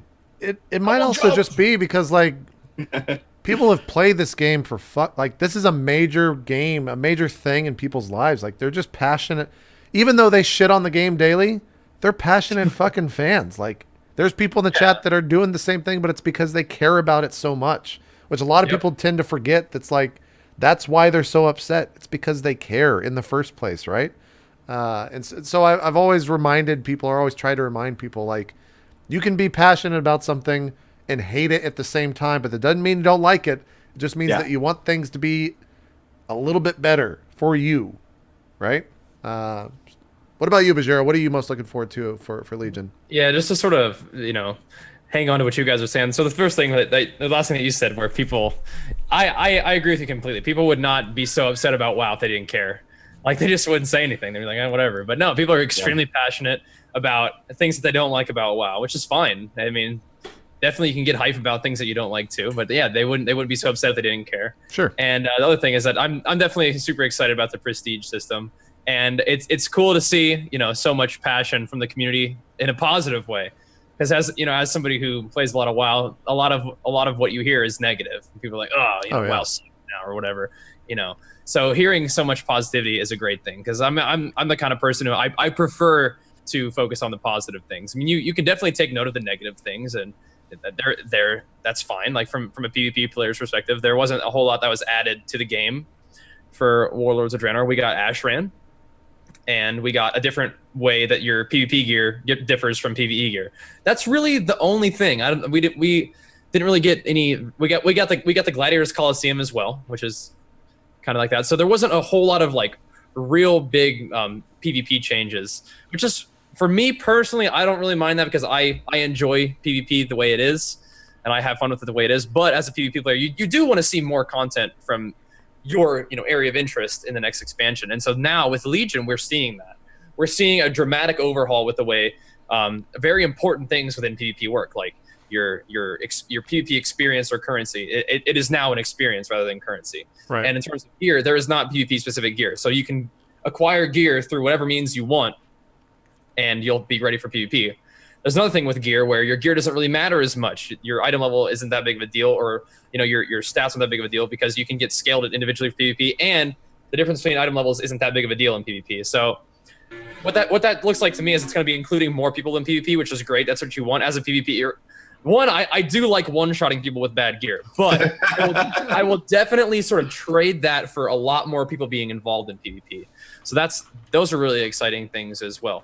But there's just, like, Also with the prestige system, it gives people a reason to continue to do PvP once they're fully geared. So we talked about that a lot, where once some players, once they lose an objective within the game that's in front of them, they begin to lose interest. But now it's not going to be the situation where you're fully geared. Now what? It's going to be you have maxed out your experience for PvP, so now you're going to prestige to get neat in-game rewards, and you have to make that decision based on like how effective you want to be in PvP. So it's kind of like an interesting sort of problem that you face there. But also, there's still going to be ranked arenas. And for one of the things that we've been seeing recently within World of Warcraft, it's building momentum as an esport. And hopefully Legion takes that into account and sort of structures their idea of what PvP is going to be like with that esport in mind. Because I think that's really, really cool. Obviously, because I've been able to host some tournaments, which has been super fun. So I want to continue to see WoW grows in esport. One, so I can continue to have fun hosting tournaments. But two, see WoW, grow into what a video game sort of needs in order to be popular at this point. Because you look across Twitch, you have League of Legends, CS:GO, usually right at the top, and that's because they're extremely popular esports. So seeing WoW transition into something, at least have that in mind. I mean, it's an MMO; it's a very different game than those are, but I think that's something that's important to keep in mind. But I think a lot of the changes that they're making are within those lines, and there's things to be really excited about. So Legion's looking good from my perspective. So excited. And Laura, with that, what's the release date? I could tell you, but then I'd have to kill literally everyone. I mean, you can't kill 6,500 people, man. You're not that good. Watch me. I would have felt so bad. What's the release date? And like Lord just has no idea. Like he's just answering a question. He's like, oh, it's like April 5th. Oh shit! It's true. And stream shuts down. VODs are deleted. We didn't even really mention the movie coming out, which. Baby! Did you guys get a chance to movie. see the what they were showing at BlizzCon last year? Yeah. Did you go in the theater? And I think you saw it, right, Tally? Did you see it as well, Bajira? Yeah, it was awesome. Yeah, fuck, that looks really good. I want to see what they show this year because I was not expecting it to look. And it might have just been because it was in that crazy sound. What was the name? Like was it the Aquos Theater? I don't know what it was. It was something. It wasn't the sound that made it epic. It was that orc jumping out of the bushes. It got my heart beating, dude. I was ready to pee. The sound was. I was really like, good, I got to fight this guy. This is serious business. Yeah, that'll be an interesting thing to see how that one just turns out, and two, what the fuck that actually is, because like that's a weird thing. Like World of Warcraft the movie. Like, it's just Warcraft, right? Or it's just Warcraft movie, yeah. But like, still, what the fuck, man? It's gonna be awesome. That's like my child. That's my shit, man. But it's gonna be a movie. Yeah. I wonder what that's gonna like. How people respond to that from the mainstream, like people that aren't WoW players. Yeah, I think it has a chance. I think it has a chance, and I think exactly. I think that they might come check out what all the fuss is about. Maybe we'll check out that World of Warcraft game.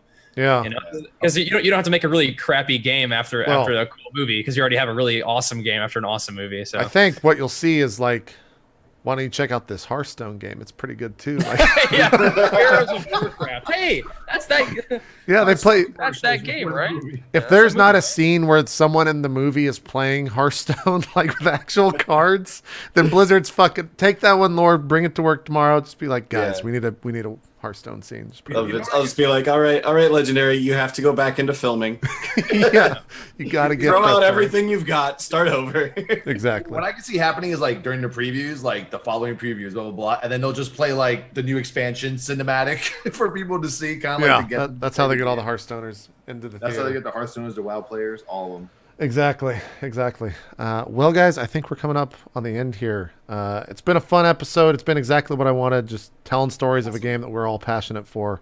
And I think everyone, even in the chat, like, we were talking about WOD and everyone was a little bit down, and then we brought up Legion and everyone's like, let's fucking go. Like, we want it right now. One last thing about Legion that I'm excited about is that we're getting out of our garrisons a little bit.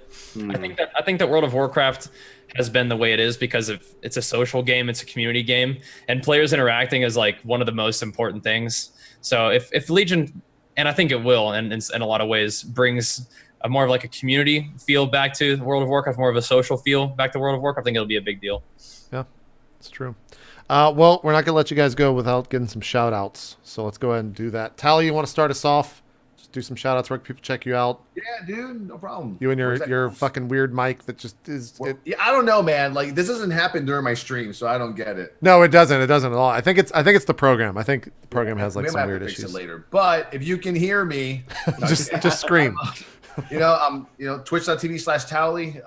Monday through Thursday, I stream 12 hours a day. I stream in the morning for my Euro peeps out there. Guten Morgen, good morgen. And don't laugh at me. I know how to speak different languages. Okay, all right. I like it. I like it. Yeah. And then in the afternoon is when I do my mythic rating more for the, like the US crowd, some Europeans, they stay up hardcore. So you guys want to watch some PvE action. I love to interact with my community. I love to play with you guys. I love just doing the stupidest stuff ever, like mount runs and achievement runs and level 1 raids all day. And I've done ICC like 9,000 times, as JP has mentioned before. And if you guys want to check me out, there I am. And if you want to catch me on Twitter, at Tal the Tank. And once again, JP, thanks for making this show, because this is like an awesome idea. And, and it's always good to see Laura and Jackson, my buddies, Hart, love you guys. And that's pretty much it. Slay dragons all day. Yeah, thank you so much for being on. Bajira, why don't you do some shout outs, man? Sure. Of course, shout outs to my boy Tally, of course, first and foremost. But yeah, so if you guys want to stop by my stream, I'm a World of Warcraft PvP player. As you can see in that little title right there, I had JP Tack on there. 6-time Gladiator. Of course. 2800. No, I warrior. I know it's important. Yeah, mostly do a PvP on World of Warcraft. Been doing some weekly viewer raids as well. On my stream, I like to do a lot of viewer stuff. Hang out with you guys, do battlegrounds, and of course, like raiding, like I mentioned there. Also, you can check it out for lots of arenas and whatnot. That's mostly what I do on my live stream, playing a lot of World of Warcraft PvP. On YouTube, you can find a lot more World of Warcraft PvP along with guides, tutorial videos, tips, and stuff like that, along with a lot of gameplay. I also happen to post a few fitness videos over there as well. So if you guys happen to have any interest in the games and gains, as I like to call it, you guys can check me out over there. And of course, you guys can follow me on Twitter for other random things, stream announcements, video announcements, just swolfies, that kind of stuff. But either way, it's been a lot of fun being on the stream today. If you guys do watch my stream, thanks for watching. If you guys never seen me before, come hang out sometime. Hope you guys enjoyed the podcast. And thanks, JP, for having me. It's been a whole lot of fun. Awesome stuff. Glad to have you here, man. Last but not least, the man with all the hair. Lore, you want to do some shout outs, brother? Sure. So you can check me out at twitter.com/devilor if you want to see more pictures of my cats, because that's mostly what I put up there.